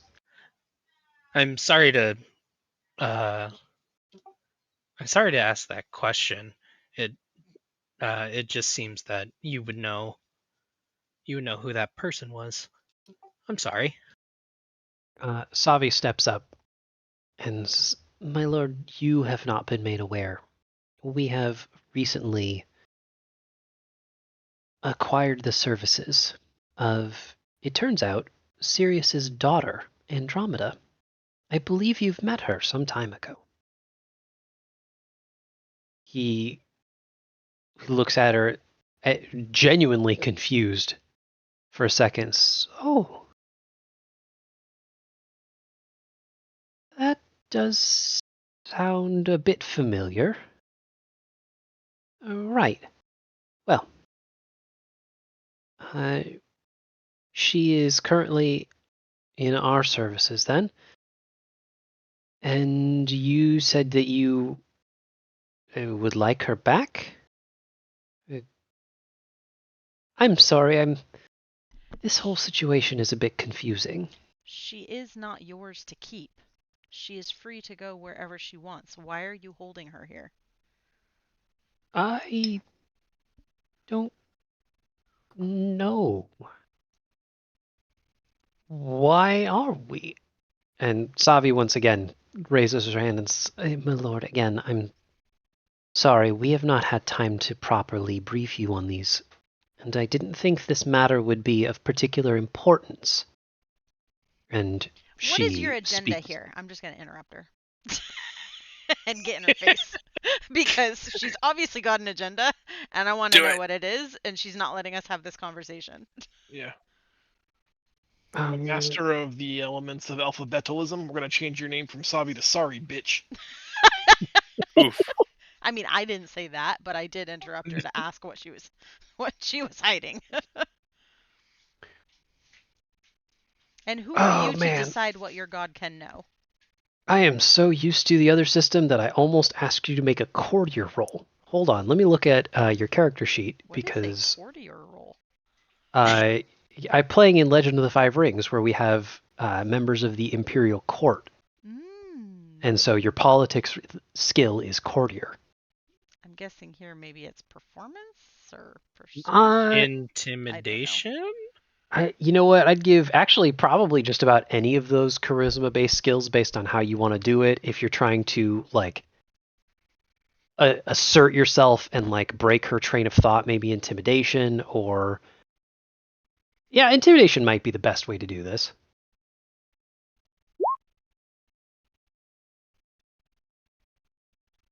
Okay. She looks at you like, does a quick shake of her head, and you could see like written plain as day on her forehead is, "What did you just say to me?" But she catches herself and says, "I am only here to serve my lord's interests, and until very recently, my lord was in battle against forces unimaginable. His entire life's purpose is to fight for our plane's existence, and it might be a bit beneath him to know whom he has in his service. For example, whether or not he can identify 4 spies in his midst." Well, he doesn't obviously know that you aren't working in his best interest, so why would he have recognized us? Telemar at this point is looking between you 4 and her. And says, no, I must say, Savi has only had my interest in heart for centuries. She's been my herald for,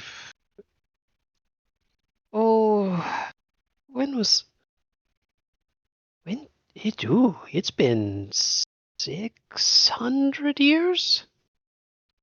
Oh, the time does fly, doesn't it? Your herald is a bully. And she has not been kind to the people of this nation. The people you seem to want to protect. And our friend is being held hostage. She does not wish to be here. And if she chooses to work with you, I'm sure if your cause is noble, she will be happy to provide her assistance without being kept hostage. Shouldn't a god want true followers and not forced followers? I agree. This is strange. Well, Savi, would you mind... Wow, she's a real Koshin?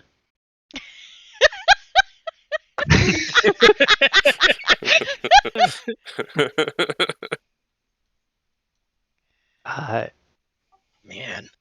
He says, Savi, I think she has a point. Would you mind bringing the Andromeda to us? Perhaps we could make an exception. I'm sure Sirius would be just fine continuing to serve. She does start to speak up and say, My lord, the Sphinxes do traditionally serve. This is their inherited lot. He says, I agree, but they should be allowed to choose whether or not they serve or who they choose, so let's let her choose. If you wouldn't mind summoning her for us.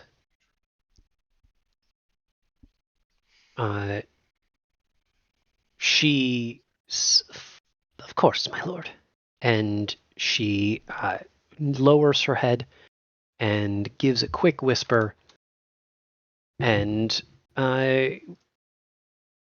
almost immediately from the other side of the bed, Andromeda appears. Exactly as you saw her before. She is clad in the same green and gold dress, with golden chains adorning her as jewelry, and a collar around her neck. She doesn't look up and just, I'm here to serve, my lady. When she does look up, she sees a lot of you. She freezes. Like, your eyes could be closed and you wouldn't have to make an insight check. She freezes, and the very most that she can do is briefly, like, move her eyes enough to see there are 6 people in this room. She maybe also is just now realizing that Telemar's here. Would you mind removing the shackles off of my friend? I'm just gonna walk forward and remove them myself. I'm not waiting for this bitch asshole. They do not come off at your tinkering. There is clearly some kind of magic or divine thing going on here. Savi speaks up and says, allow me. Andromeda, my dear, you are in the presence of Telemar. Would you prefer to be set free of your duty? She looks up at him. I mean, her hands are in your hands right now, Mira. You could see she is like cowering next to the mole man in the bed. But I would like to be free, my lord. It is not my time to serve. And he's, of course, then you are free. I would not hold captives. And could I get insight checks again? Yay, Telemar is good. Or maybe just really bad, and we don't know it yet. And he's gonna make us all captives? Eee. Plans and plans and plans.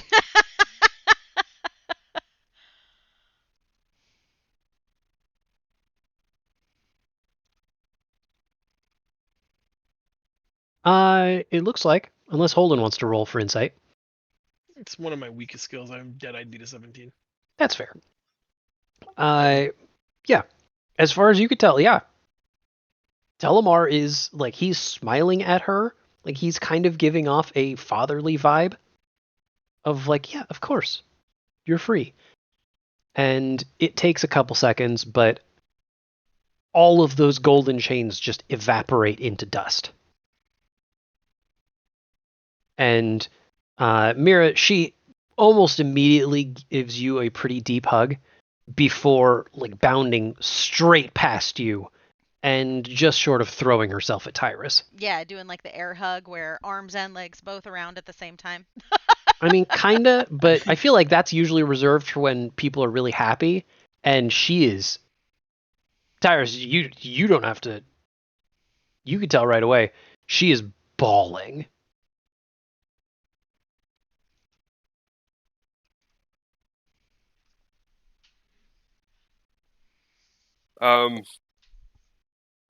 I guess I'm just gonna pick her up and just carry her out of the room. Okay, that seems fine. Probably best to get her away from everybody. I'm Is gonna anybody bow staying? deeply to Telemar and say, "Thank you for hearing us. Your greatness has not been understated by your high priest in Satir at the temple." He nods. I'll follow them out, but without genuflecting or showing any signs of deliberate respect, I will ask him to consider what other things might have been done in his name without his knowing.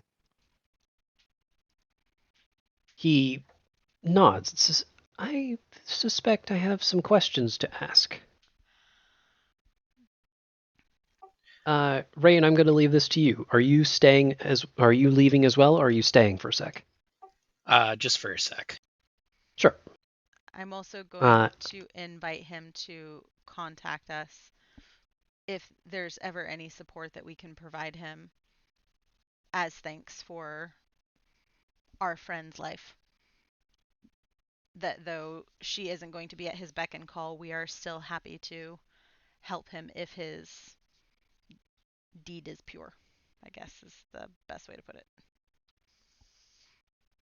Oh, now I get it. She's a coast. Got it. I still don't understand that joke, but I thought Koshin was really fun. The oceanic side of a landmass is called the seaward side, Seaward. Because she's also a cunt, I thought this would be an appropriate bit of Yep. Just going for now, the okay, now that I see C-word makes sense, yeah. Thank you for that, because that was starting to drive me crazy. All right, and after I invited him to contact us, if there's ever any way that we could serve him, I'll leave so that Rayun can have the room. He just kind of continues to wiggle and, like, bounces his hands on his thighs and says, oh, I'm just hope I get to see you at the feast. I think maybe. I don't know exactly. But Savi actually follows you out, Mira, leaving just the two of them in the room for a moment. Sorry you didn't like my jokes. Next time you should at least laugh politely. She smiles and says, I've been taught for many years. We are to be honest with the mortals. But not with your gods, apparently. He's busy fighting wars. And you're busy starting them for him? She leans in super close to you and whispers to you quietly enough that I'm actually going to DM you. I was thinking it was that, or I was actually thinking maybe I should drag her into a channel, but I'm not going to do that. Yes, I am. Come with me to D&D chat real fast. Okay. Oh, my day. The other D&D chat.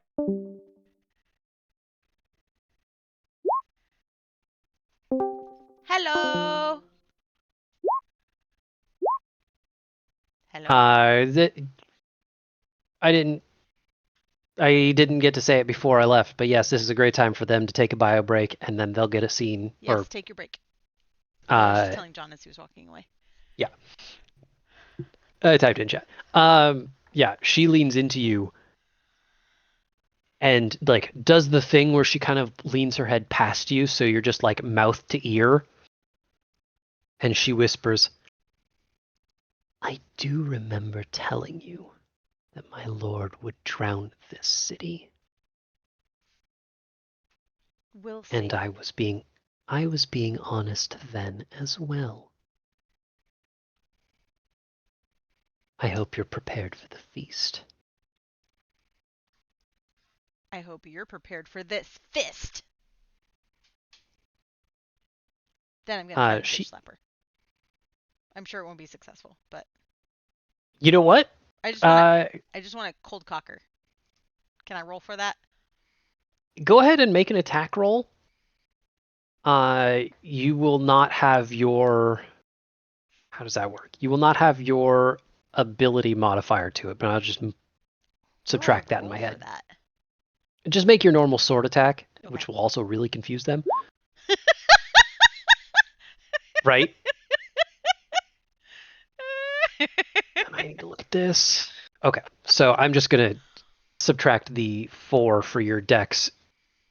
Actually, be the 3 for your proficiency, which is still not enough. That you swing back for a slap, and she just like casually raises her hand like she has a question. Yeah, that's how and go. catches your wrist. You can tell. You know what? You get this much from that slap. She is super strong. Like your wrist hits her wrist, and it feels like you just slapped a pole. The bigger they are. She doesn't stop with her stoic face, but she does lean back in for just a second and says, "Oh, good. I like what I see. There might be more for you later, mortal." And she starts to walk past you all. And then I'm going to join you in game nights and disappear for less than 5 minutes. Yay! Hello! No, that's not until they come back.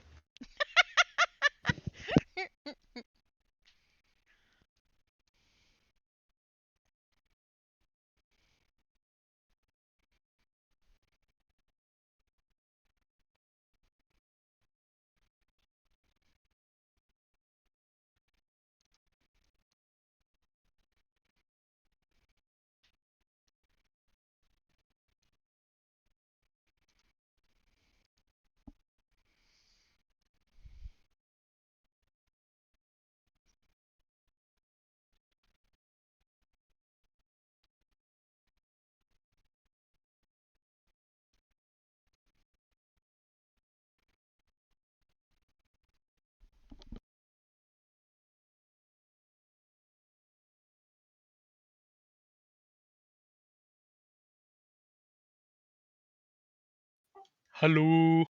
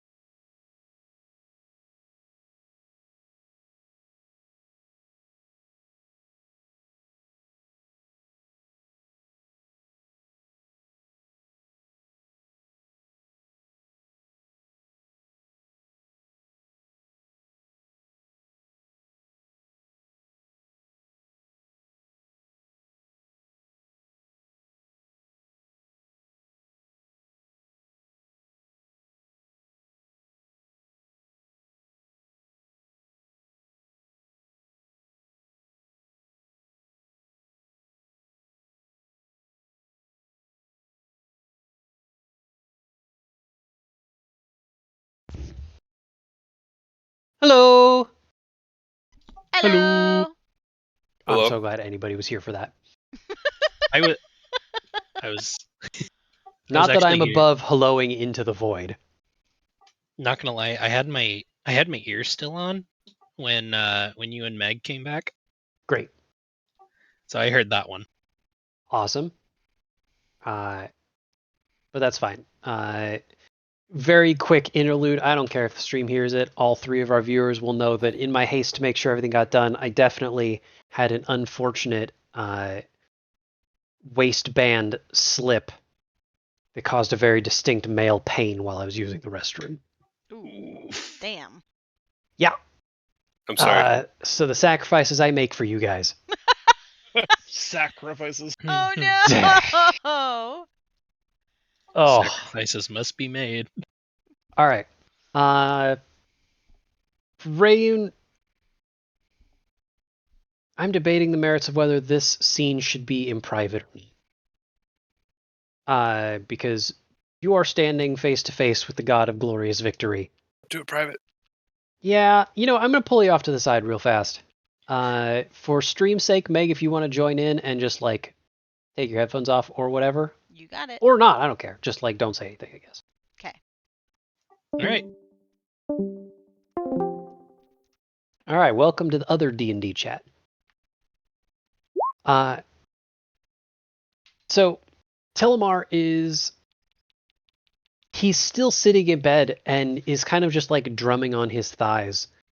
And it is, at this point, just the two of you. He says, something about you. Well, I'd like to apologize. I used a false name just to keep my name off of the record from prying ears. My name is Rayun Nayfarin. I am a follower of Grace. Oh. I like him. He reminds me of my mortal days.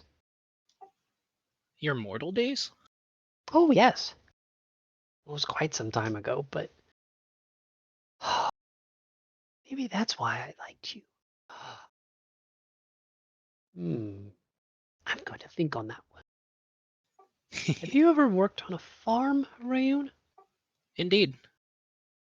My family owns a farm out in the outer parts of Satir. We're kindred spirits. Okay.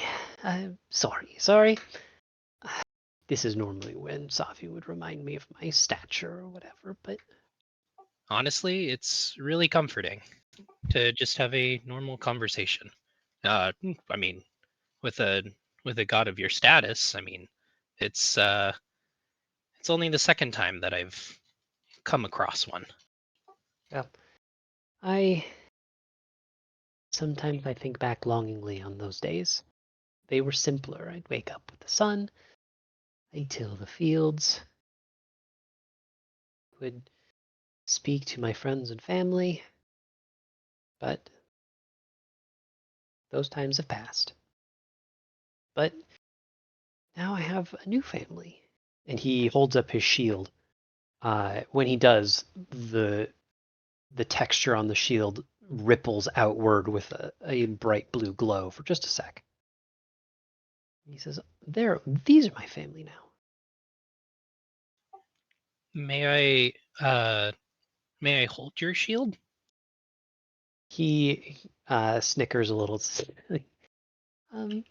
Of course, if you, not to be mean, but if you can. And he places it in front of you at the very foot of the bed. It's not a case of Captain America's shield or Thor's hammer. It's just really freaking heavy. I kind of wanted to just hold it and see the names that are on his shield. Mhm. So kind of Kind of like when the shield is being handed, I just hold it with both hands, but feel the heft of it.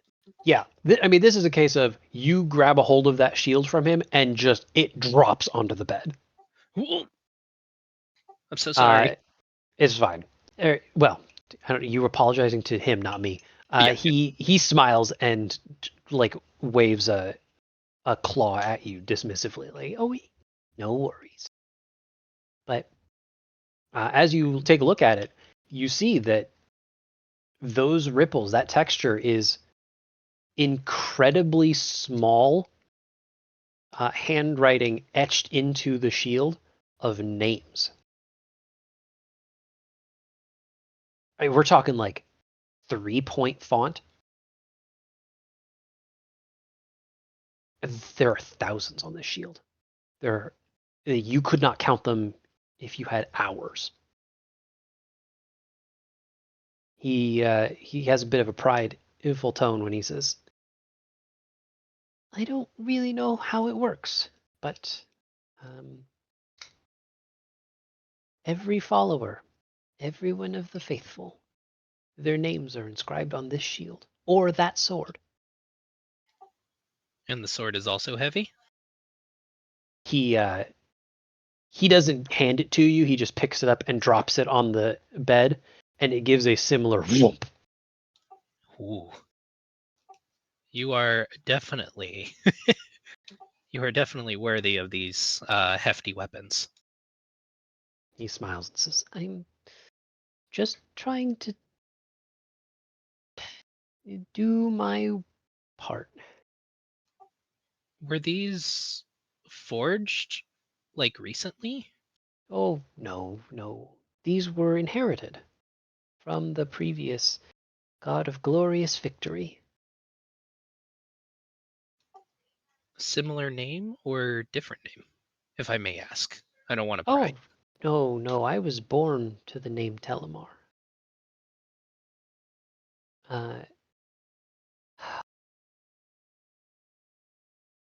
The old temple may have some record of his name, but I honestly don't know it. He came to me one day at not a great time for me personally, and commended me on my victory, and said that I had the potential to carry his mantle. I didn't fight for him. I fought for the people in my village. But he saw the victories anyway. Or maybe because of that, respected them. And he passed the weapons on to me. And then faded away, as if he had never been there.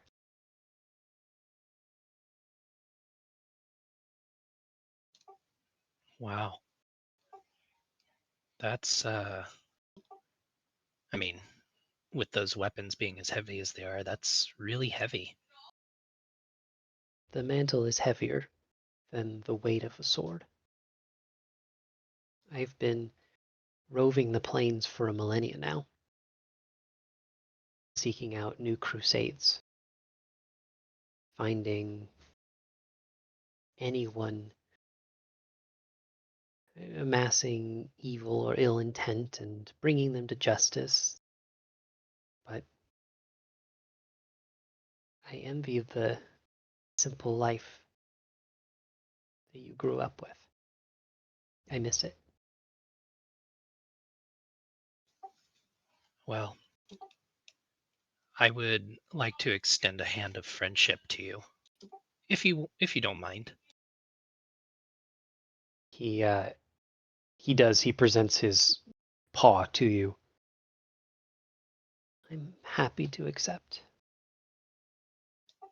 I want you to know that the words that my friend had said earlier about contacting us if you need anything, it really means what it means. I will be here for you when and if you need it. I appreciate that. I have many followers here who are ready to tend to my every breath. But it's nice to know that I have friends as well. Ryun bows to Telemar and kind of gives him a sly wink and says, "Hey, remember, my name is Krace, or Karis." He nods and says, I'm sure that's somewhere on my shield. And then he like perks up again and says, Right. I do hope the food arrives soon.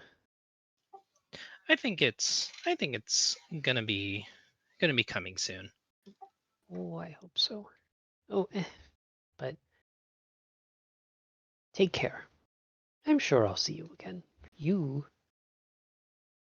hopefully you have an important part to play. I've been feeling that lately. He gives you a very bouncy nod and then kind of like sidles his way back into the pillows. And Okay. why don't we join the rest of the group outside? Yep. Hopefully Meg heard that last part. Yes! Thank goodness. Hello. Meg definitely wasn't listening in, except I'm sure she heard the part where I said, let's go back. Hello. That is Hello. definitely when I put my headset back on, and not Perfect. at all didn't take it off at all. Great. What happens down there, Meg? You don't know what you're talking about. I was standing out here trying to bitch slap that lady. Yeah, for the outside folks, that also happened where you guys saw some like cat fighty whispering going on, and then Mira like rears back and tries to put 5 fingers on her face, and Savi just like blocks that slap like she saw it coming in slow motion. Oh, she's going down. Don't you worry. Oh, buddy. But like, didn't smite her or anything. She and I are gonna face off like Bellatrix Lestrange and Molly Weasley. Dang. Don't say things you can't take back. I mean business. Wait, you guys are gonna swing sticks at each other? Oh. There's gonna be magic flying everywhere. Mm-hmm. Nope. Decided I'm not gonna make that joke. All right. Mercifully, I can also get us back on track. At the end of the hall, Racklin is leaning against a wall waiting. And it isn't actually more than maybe like 10-15 seconds from when Rayu leans that you see a procession of Telemarian acolytes coming with a large platter of food. Is the knight with them? Knight and Jabix are both at the front of this procession, yes. Yay!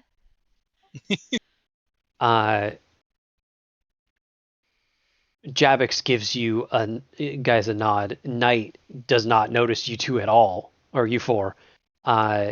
Instead, like acknowledging the honor guard, and those two are in the room in a second. At the end of the hall, Racklin looks over at you. I mean, he is leaning against. He's doing the cool guy lean, right? Of like back against the wall, arms crossed, one taloned leg up against the wall as well. But when you get close, he says, well, I hope you found what you were looking for. Well, I can see part of what you were looking for. He looks down at Andromeda. Pleasure to meet you, ma'am. As for the rest of you, anything useful come out of that? Oh, very.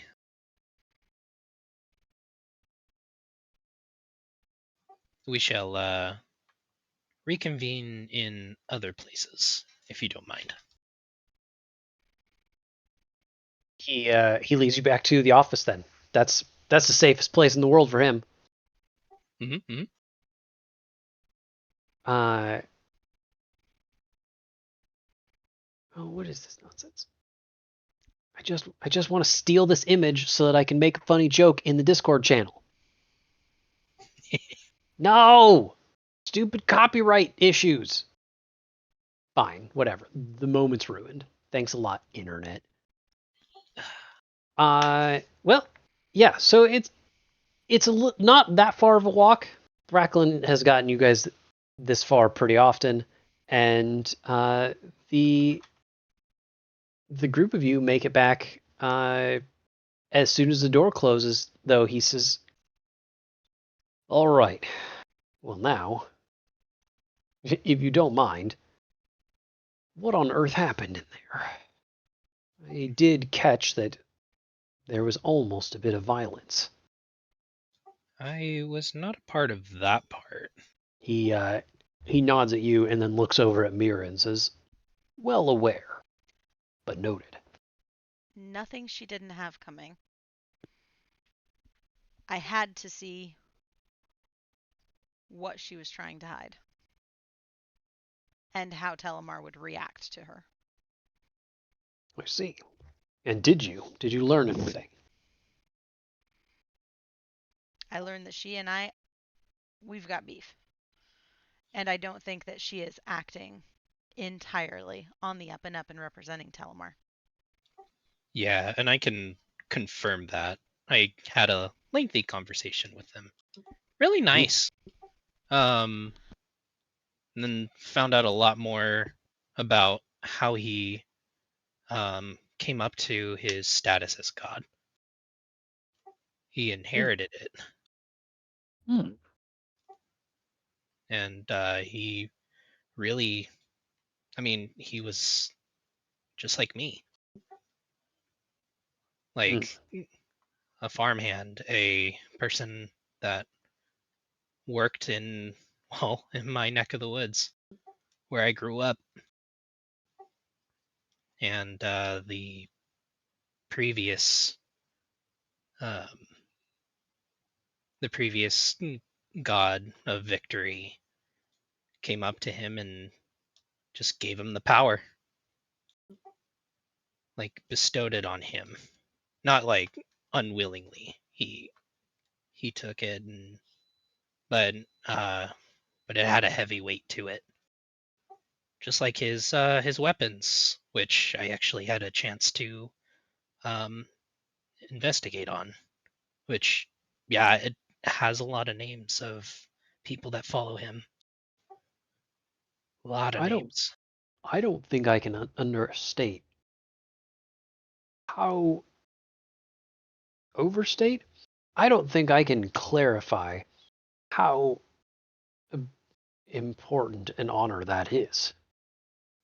You spoke to a god, you wielded his weapon. I am honestly maybe a little cowed by that.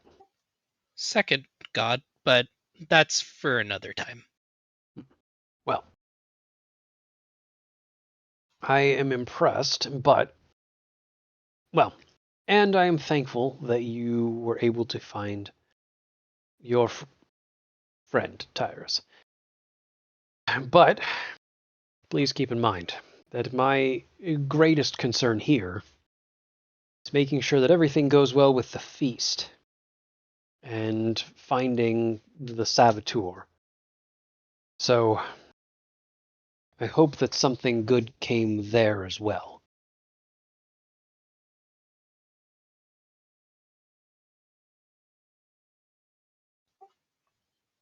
We still have a few more names to cross off our list and take notes on.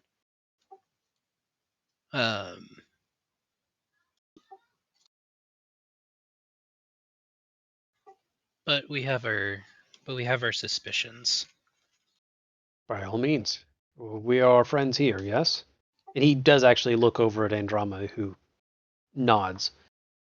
She still looks a little fearful right now.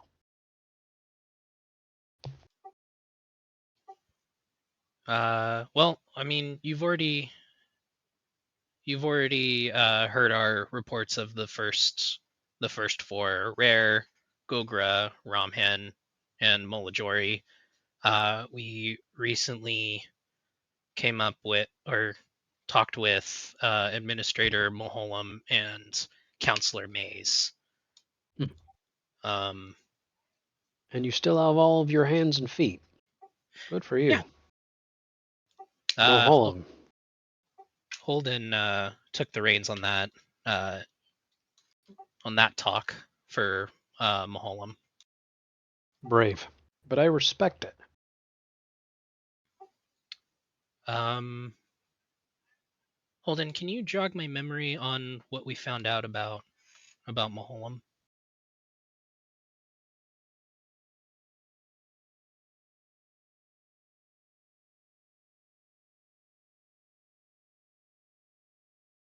Sorry, I'm muted. I've done that a lot tonight, yeah. Just that after we talked, while right, Meg and I were conferring for a moment.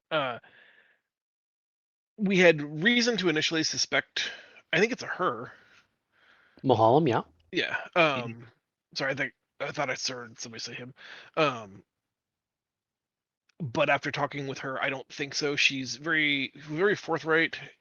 Her version of the events that she told us matched up with everybody else's version, including the inappropriate ringing of a bell, which is a breach of protocol, but was done by a subordinate. Her timeline of events matches up perfectly.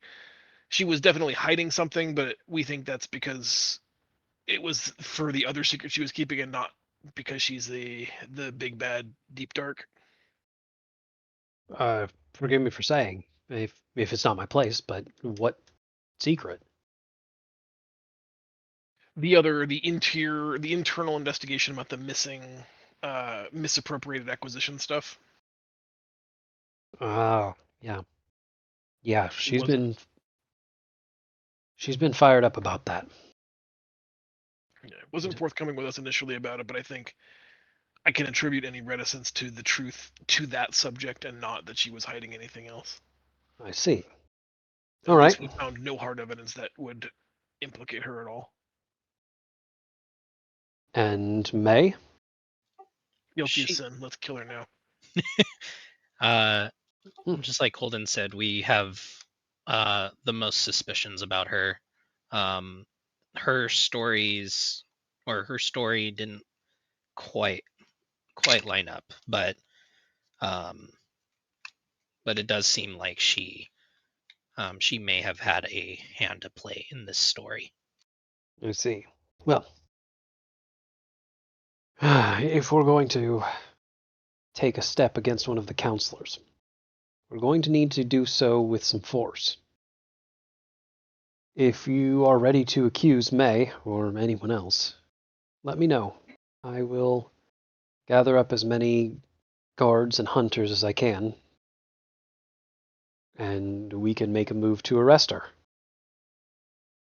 But it would be helpful, as part of that, if you could find something that confirms that her story isn't straight. Some sort of testimony, I guess. I do feel like, because we have 2 more on the list, don't we? Yes. I do feel like we should meet up with those, the last 2 on our list. That's also a great idea. We don't want to leave any stone unturned. After all, we've still got a few days.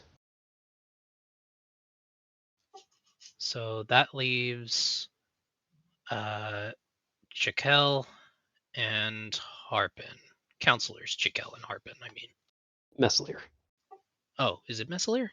Yeah. Meslier is here. Harpin is in Nazma. Ah. He nods. Well, the offer stands. I have a few contacts. I'll make sure that I have people on the ready for the second we have a suspect. But Be fast and thorough, if that's possible.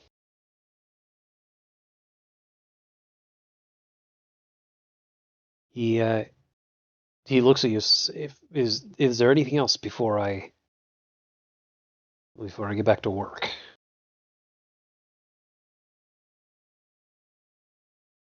Did you guys have anything?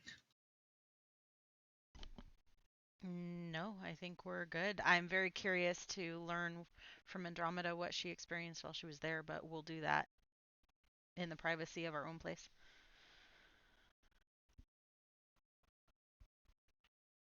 I'm gonna roll this real fast.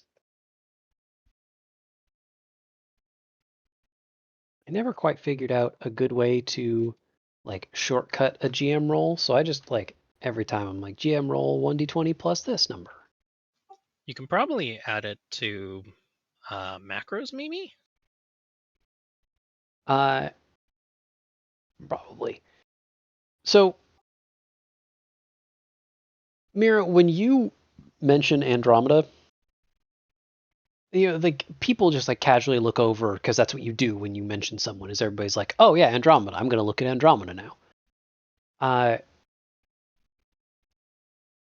You will see for just a flash.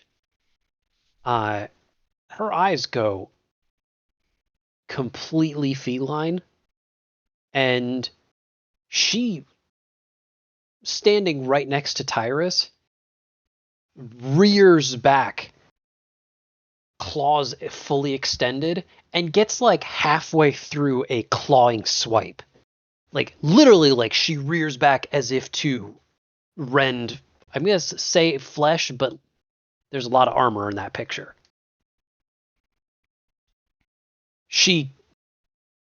This all happens in less than a second, and when that second passes, she freezes again, like holding herself, her arm in midair, and her face goes back to just uncontrollable fear.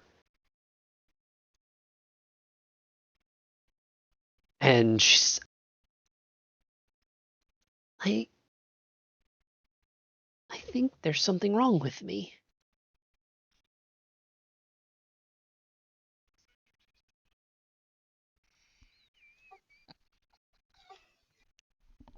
Oh boy. You know what? I think that's a good place for us to end this session. We'll end a few minutes early and let people sleep. Hooray! But I like action-y cliffhangers like that. Yeah. Okay, we have to wait until 2 weeks from now to find out what's going on with our friend Andromeda? 2 whole weeks. 2 whole weeks. 2 whole weeks. That'd be April 26th. Half of which, or the half of the reason I say that is to remind myself. Don't worry, I'll forget in like 2 days. But yeah, we are moving along very quickly.